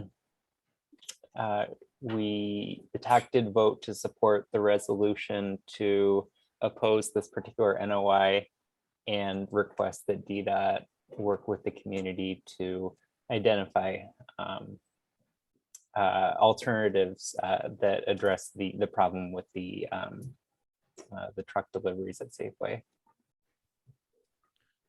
Thanks for that presentation. Do we have any other questions or comments from commissioners? So, say Patrick, do the residents of those two buildings, but between the alley, do they know kind of like the maybe proposal of starting at 6 o'clock? Have they been made aware of that or no yet? So I've been talking to the managers of that building, and as I understand it, that they're like circulating that, or they're having internal consultations about that. I don't think it's been fully socialized. I've certainly in my own email distribution have provided this resolution to residents in advance of this meeting, but I don't yet have a good sense of the community on it at this moment. Mhm. Well, plus Museum Square, whoever's left there. I think that's the third building. There's a lot of complaints in that building. You know, because the alley runs right there. Yeah, I guess I would have thought it was further out. They would be far enough away that it might not. All I know is that I walk down there Yeah. 3 to 4 times a week at 5:45, and there's already stuff going on. So With the trucks or with? well, they're kind of geared. There's been a couple like gearing up, and then when I come back at 7, it's like there's a lot of action. So they would probably love to get there earlier. But that said, I don't think the residents would love it. Yeah, noise would certainly be a really big concern there. Yeah.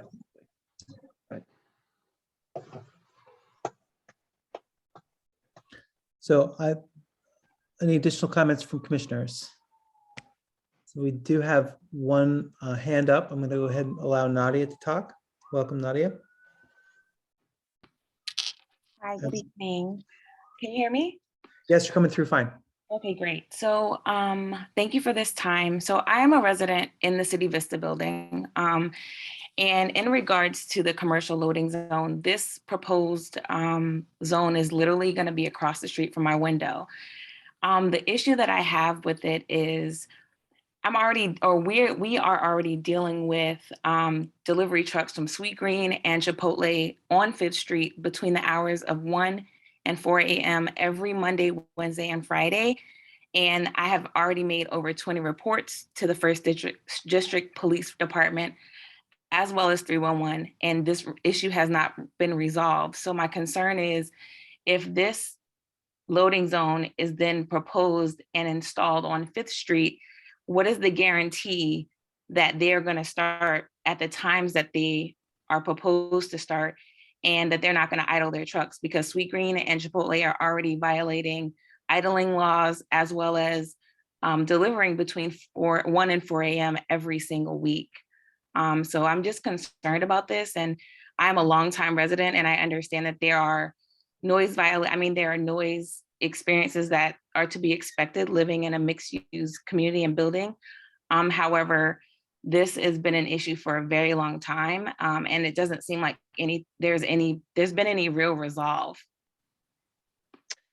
Yeah, thanks, Nadia. It seems like we're on the same page then, that the loading zone on 5th Street is a bad idea. So I do appreciate you weighing in. I wanted to ask you just on the topic of potentially the loading zone, as a resident, the loading zone opening an hour earlier in the 4.5 street kind of alleyway. Do you have a perspective on that you could share? I mean, I like I said, I live on the 5th Street facing side, so I do not experience the noise from the loading zone. I feel like that would be the better place for deliveries, because that is a designated space for loading, and that is what was designated when this building was built, and the residents on that side were aware of that. I do think that it being earlier would definitely cause an issue. However, it's really hard to navigate this, because I just feel like even with Safeway having its own designated delivery area, they're still not necessarily utilizing it correctly, and there's no enforcement that's really been happening. So I do think that is the best place to have a loading zone as it's designated as a loading zone already. However, I'm not on that side of the street, so I'm not dealing with that personally. Yeah, thank you for that. Okay. Patrick, Sweet Green's a local company. That's shameful of them to do that early on that side. And I'm like just that. saying. Yeah, their headquarters are here in town. Yeah, so Kenyatta has been especially engaged on this, and I'm on those emails as well. So we're definitely having a conversation about the Sweet Green and Chipotle side. That's we're actively. Isn't Sweet Green moving? Didn't we talk about that the other day? They're moving too. That you did say. Or someone said that. Yes. No. Yeah. I don't know if they're moving or they're just getting another location, but you seem to say that they were moving. Anyway, I'm happy to make a motion on this if we're ready for that, Michael. Yeah, I mean, I think Commissioner Nigro's concerns about kind of just flipping it back over to the other side of the building, maybe may end up being a concern for other people at some point. But yeah, go for it. Yeah. So on that, and just to state it, I mean, I guess I wanted to write it in a way that says like, hey, this isn't what the ANC is directing you to do. Like, we're kind of saying DDOT, like, I'd like you to explore the possibility of this. So I wanted to give us some flexibility there. And I wanted to build in a sentence that says, essentially subject to resident approval. Because I sort of understand and acknowledge that we would need significant resident buy-in, so. Sounds good. I'm all for finding solutions. So go for your motion. Sweet. So I'll go ahead and move that ANC adopt the following resolution to oppose DDOT NOI 22-91-TOA installation of commercial loading zone on the west side of the 1000 block of 5th Street Northwest and communicate that opposition to DDOT. Do we have a second? I second. Okay. Commissioner Nigro seconds. Further discussion? All in favor? Aye. Aye. Aye. Like, could you take your presentation down so that we can see? Oh, yeah, I didn't realize I was still sharing. No worries. Okay, all in favor? Aye. Aye. Aye. This new software version doesn't light up everyone's box when they talk, so I didn't actually see any visual confirmation that Commissioner Blackson had voted, but I heard her. So just want to, for the record, note that was 7 ayes, I believe, opposition and abstentions. Okay, so it was unanimous, 7-0-0. Thank you so much for that. And on to the next item, 22. Okay, I'm going to try and do this one justice, but it's a little bit complicated, so buckle up. Sorry, this is actually 23. We're on to 23. Yeah. Right. This is the bus stop relocation. Yep. Okay. So another DDOT notice of intent to change the location of several bus stops in the Mount Vernon Triangle area. This is a result of moving the layover for Route 74, the Route 74 bus, and moving the route of the P6 bus from 5th Street to 6th Street. The visual aid on the NOI kind of shows what is going to be changing. Currently, the 74 bus has a layover on the 600 block of K Street. This will be removed as a layover. I believe that the bus stop will remain in this location. And is that right? And then secondarily, the bus stops, there's 3 bus stops on this block of 5th Street between Mass Ave and K Street. Those will all be removed as the P6 bus gets rerouted to 6th Street, which WMATA and DDOT have identified as being a better route for that bus line. As a result, these bus stops will be converted to other curbside uses. I believe the bus stop here on the south and here on the north will be turned into no parking because they are close to the intersection. And then the bus stop on the west side here will be turned into a loading zone for the building here. And then this on K Street will become existing layover on K Street and 6th will be converted to a 40-foot no parking zone for the building entrance and metered parking. So again, we're shuffling around curbside uses based on reallocation of bus stops in the neighborhood. And I don't, the TAC met and discussed this, I don't think anybody felt strongly, and we want to see bus service improved overall. And we also re-emphasized the fact that there's a lot of competing demands for curbside use in the Mount Vernon Triangle area. And I think in Commissioner Parley's resolution, there's a kind of another request that DDOT address curbside management from a more holistic standpoint for the neighborhood. Yeah, the only stuff I would add is that although like this is going to get confusing because this NOI also refers to commercial loading zones, but the commercial loading zones referenced in this NOI have nothing to do with the commercial loading zones we just talked about. It just happens to be all coming in at the same time.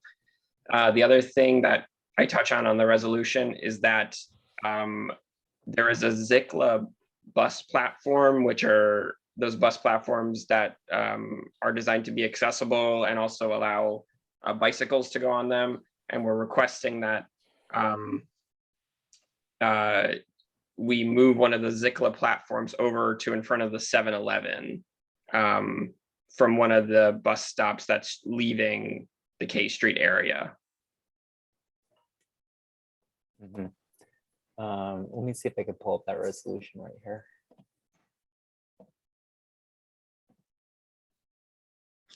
Oh, no, I don't have it. Patrick, do you have the resolution available? Yeah. Mm-hmm.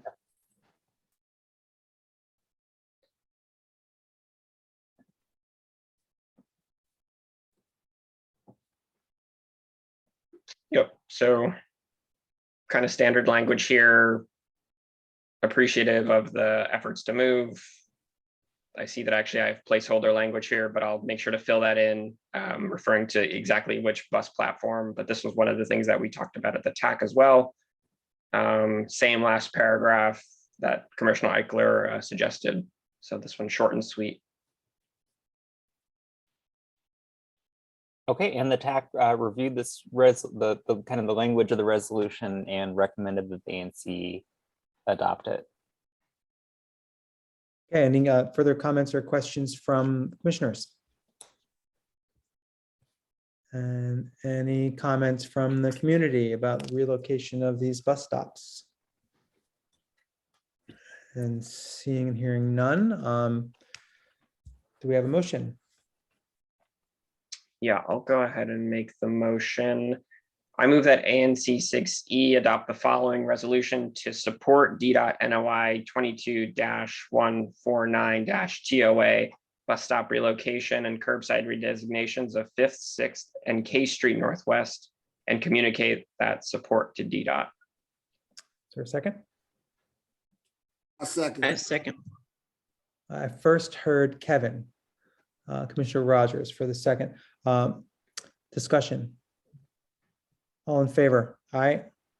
Aye. Aye. Aye. Opposed? Abstentions?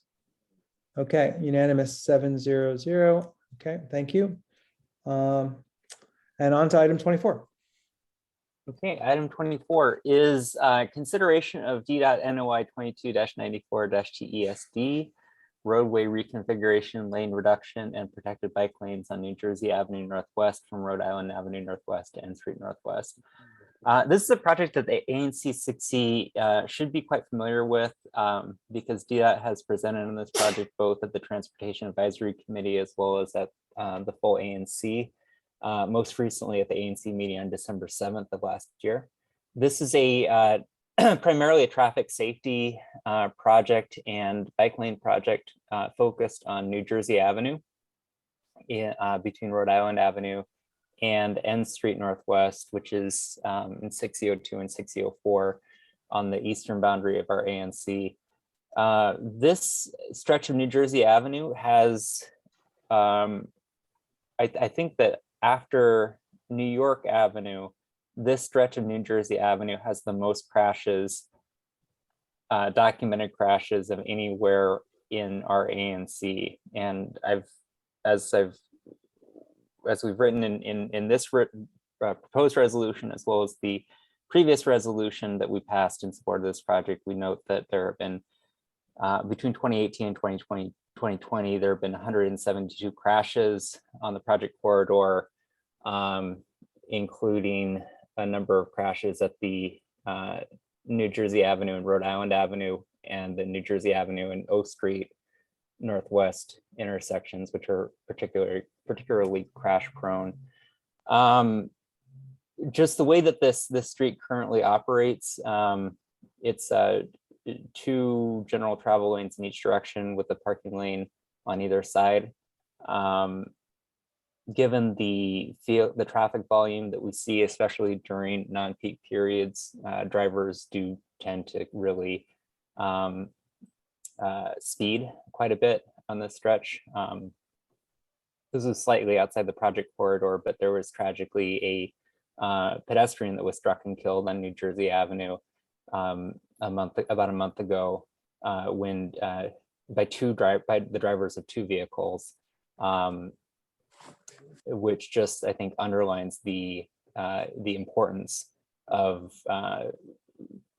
doing things to improve safety on this corridor.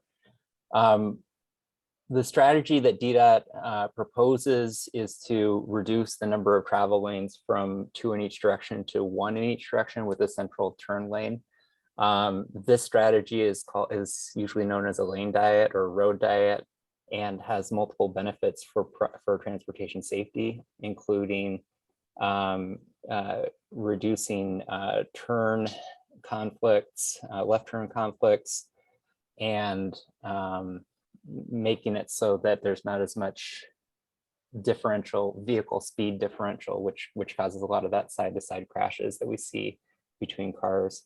It also creates a new protected bike lane that will be a high-quality protected bike lane of better quality, I will say, than the bike lane on New Jersey Avenue south of N Street.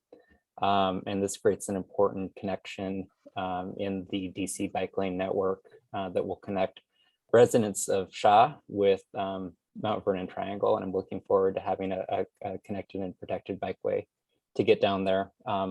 But also going up through the New Jersey Avenue, Rhode Island Avenue, Florida Avenue triangle, continuing up onto 4th Street to reach Woodrow Park and points north. The ANC has previously voted to support this project. We passed a resolution at our December 7th meeting to support the concept plans for this project.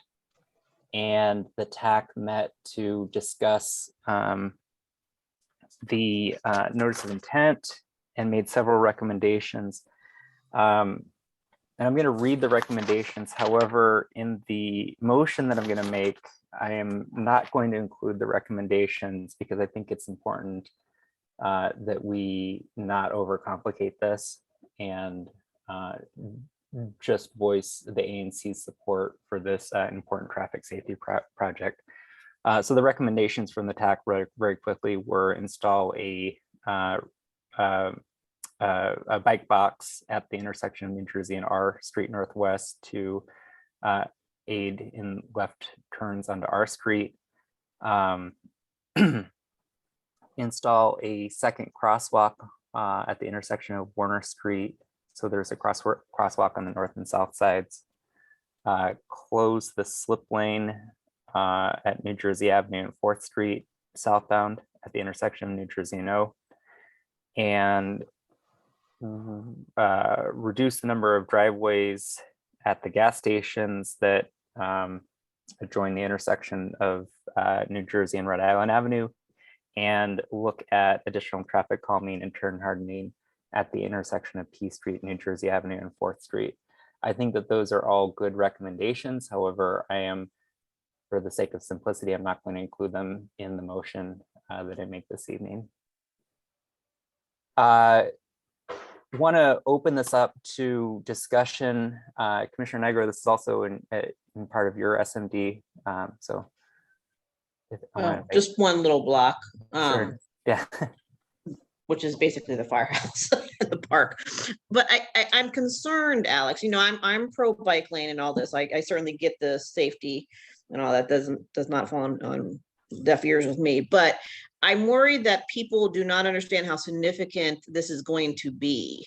You know, I talk about parking, you know, that there is going to be a loss of parking, and we can talk about the net and what's full time and all that, but I don't think people understand what's really going to happen. And so my question is for you, for your constituents, because most of it's you and then Bradley Thomas across the street.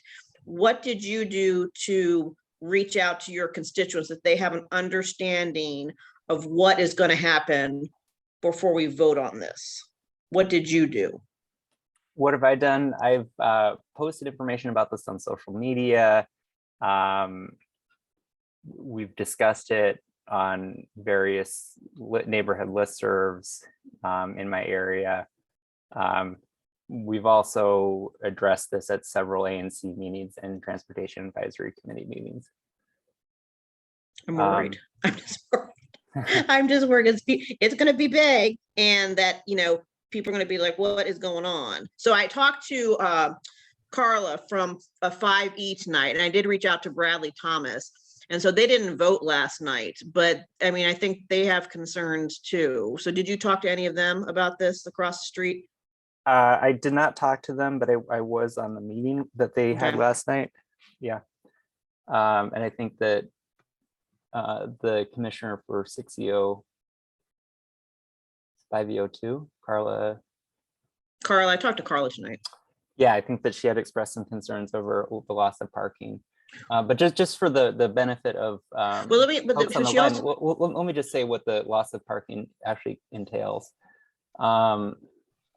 I have the presentation from our December meeting here. But Alex, you know what did you hear her say? She mentioned to me about they're worried on their side of the street that all the side streets are going to be kind of overloaded. Did you hear that last night? So I don't recall hearing that. Doesn't mean that they didn't say that. But just for the record, there are currently 78 unmarked peak restricted parking spaces in the project corridor. So peak restricted means that you have to move your vehicle during morning or evening rush hour.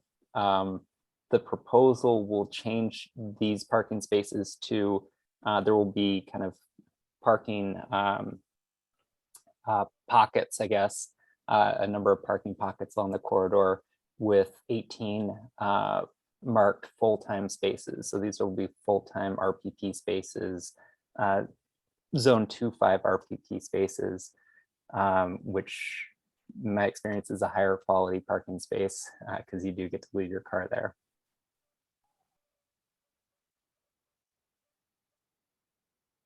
Any other discussion?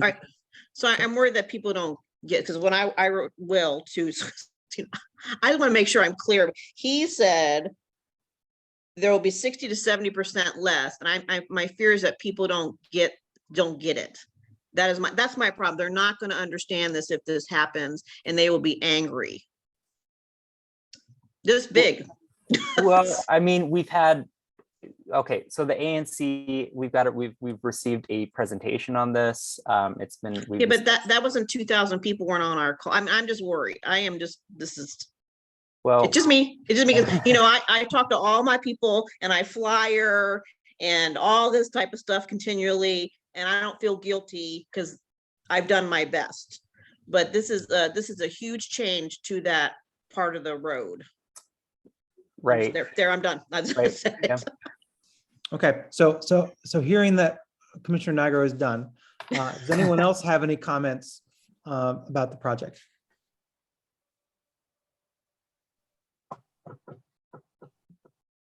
Okay, from on the commissioner side of things, do we have any feedback from the community members?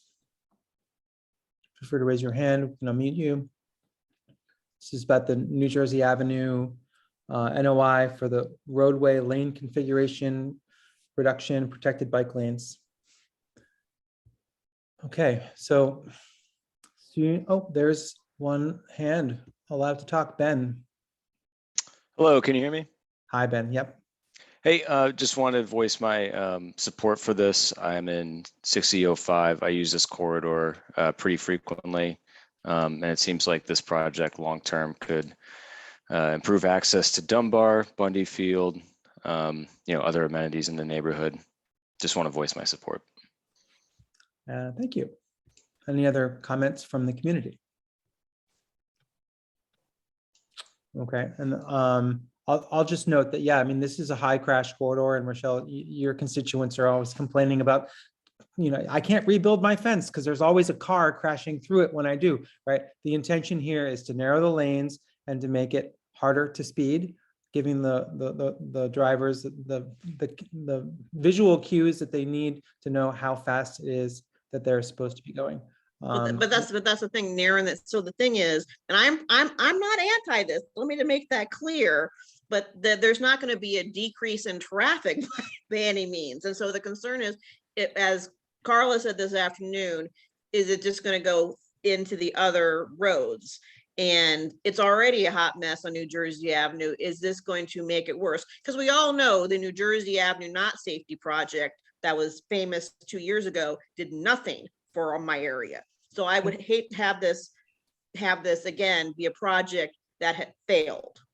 Sure. I've already lived through that once. I don't have the numbers in front of me, but normally when DDOT proposes these and studies them, they evaluate what the level of service is before and after. And well, I would have a memory that the level of service would have dropped to E or F if the lane reduction significantly reduced throughput to a point below what the demand was. So and again, we had this presentation back in December, and we voted unanimously to support the design, as just reminding. And so I'm living with one failed project. Understood. I think this is a much better project. And that was millions of dollars spent on that. Complete absolute failure. So understood. So I see another hand raised, Garrett, bringing you on board here. Good evening. My name is Garrett Hennigan. I'm with the Washington Area Bicyclist Association. I don't live in your ANC, but I did want to speak up real quick. You mentioned that this is a road diet, and the basic idea there, it's been done I think at this point, probably thousands of times across the US and many, many times in DC, but going from 4 lanes, 2 in each direction, to 3 lanes, 1 in each direction with a center turn lane.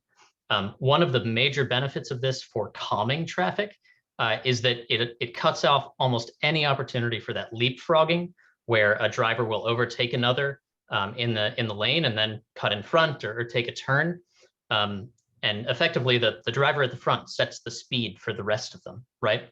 While also creating a safe space for somebody to pull over at an intersection to wait to make that safe left turn, which is much, much safer for, say, preventing crashes, left turns into pedestrians. One more thing, just about, since you all mentioned roadway, what kind of traffic it can accommodate. Just looking at the numbers, a road diet like this can easily accommodate up to 20,000 daily vehicle trips. And looking at the numbers that DDOT has most recently for New Jersey Avenue, it is 10,000. So I would expect, as the DDOT folks would tell you, that this will easily accommodate that, but while making it extremely safer. Plus adding bike lanes, which is an additional benefit. So that's all I have to say. Thanks so much for your consideration of this. Thank you for that input. Commissioner Lopez, I'm going to invite you to make a motion.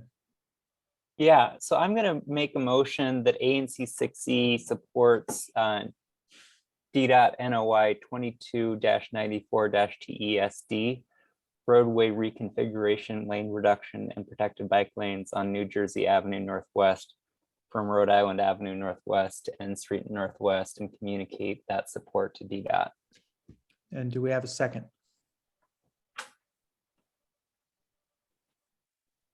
Second.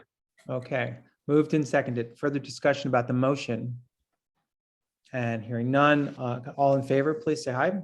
Aye. Aye. Sorry, with that, I see, was that Rochelle? That's a hand?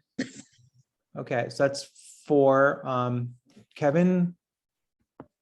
Sorry, so I'm seeing 4 yeses. So let me just go with no's. Do we have any no's? I'm an extension. Okay. No. So I got Kevin, no. Denise? Yes, I'm sorry. I So- couldn't get off mute.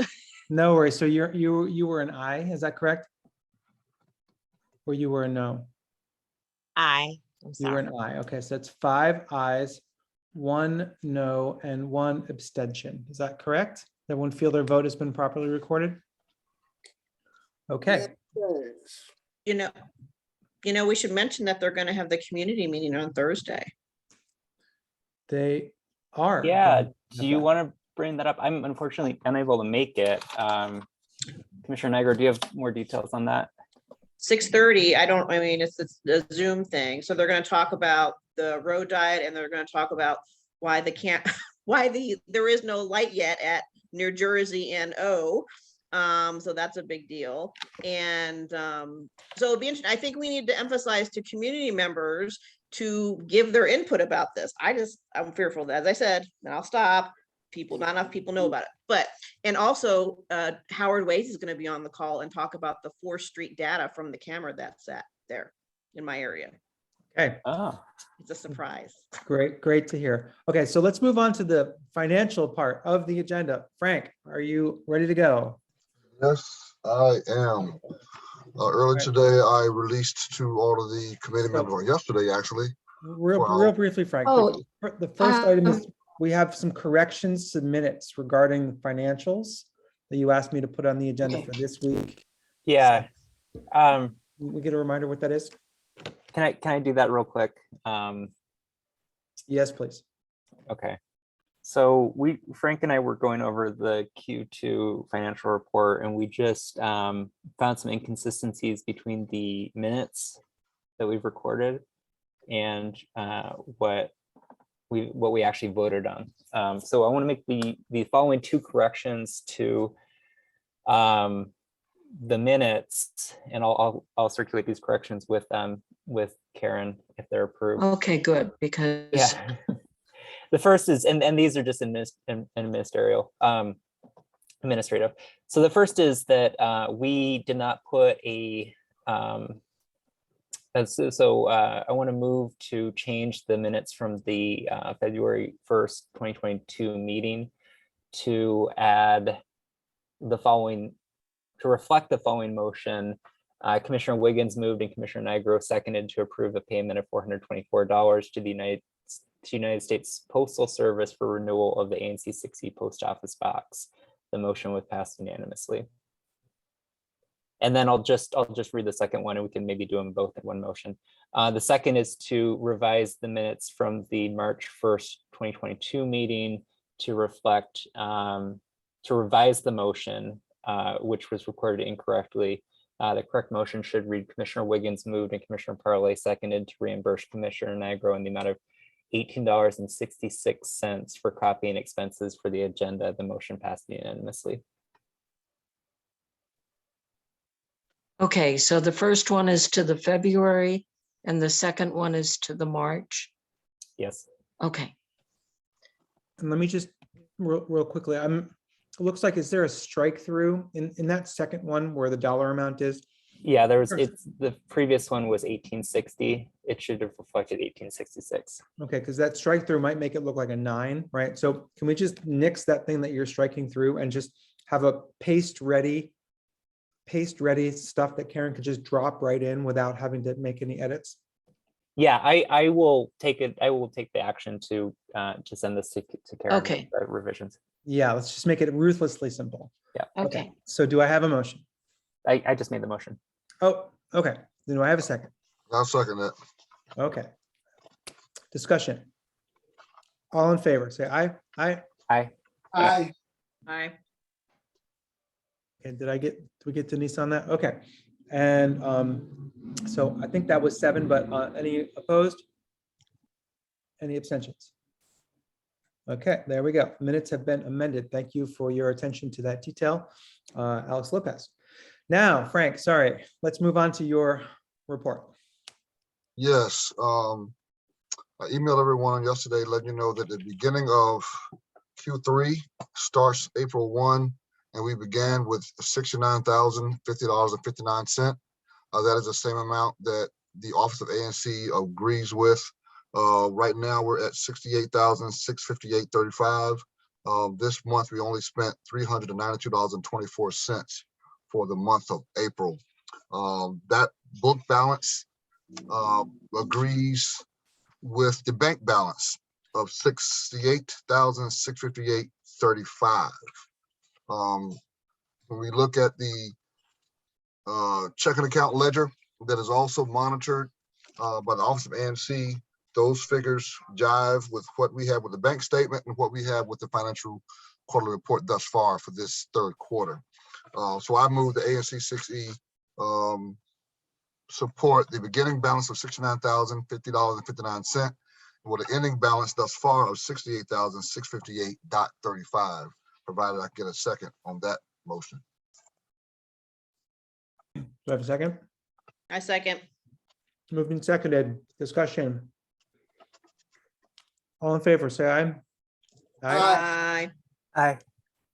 And let me say that all 3 checks that were written in April have all been cashed and posted to the check, which you can see on the bank statement that I've already circulated.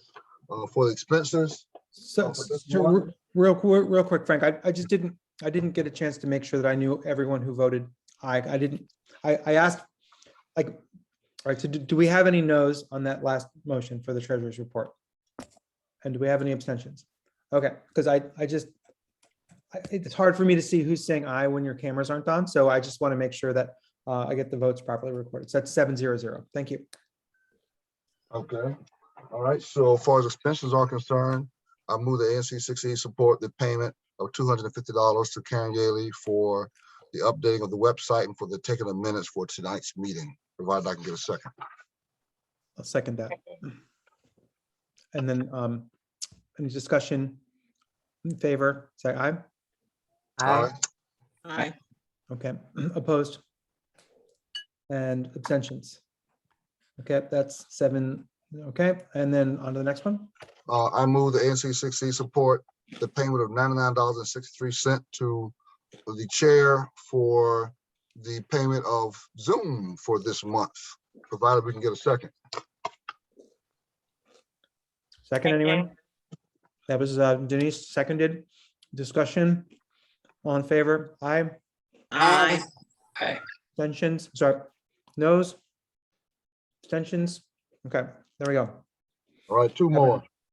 We can make it one motion if you want. I move that Sure. ANC 6E support the payment to Rochelle Nigro for $57.62 for the agenda May meeting posting, as well as the notice of intent of $71.57, provided I can get a second. And I'll second that. Any discussion? All in favor, say aye. Aye. Aye. Aye. Okay, any opposed? And abstentions? That concludes the treasury report for this month. Wonderful. Okay, thank you so much for your attention to detail there, Frank. No problem. Yeah, and then on to the next item, announcements. Does anyone from the commission have any announcements for our remaining 8 attendees? And hearing none, does any of our community members have any announcements for the commission and your neighbors? I think I should make an announcement. This is Yeah. Denise. Hi, Denise. I am I have been sworn in as the DC Housing Authority's Family Commissioner. So just correct it so everyone knows. Hooray! Congratulations. Thank you. Good Congrats. job, Denise. Well done. Okay, any additional announcements? Okay, hearing none. The next meeting will be held on Tuesday, June 7th. So we get a nice little extra week in there as a FYI. And with that, I'm going to move that we adjourn tonight's commission meeting, if I can get a second. Second. And all in favor?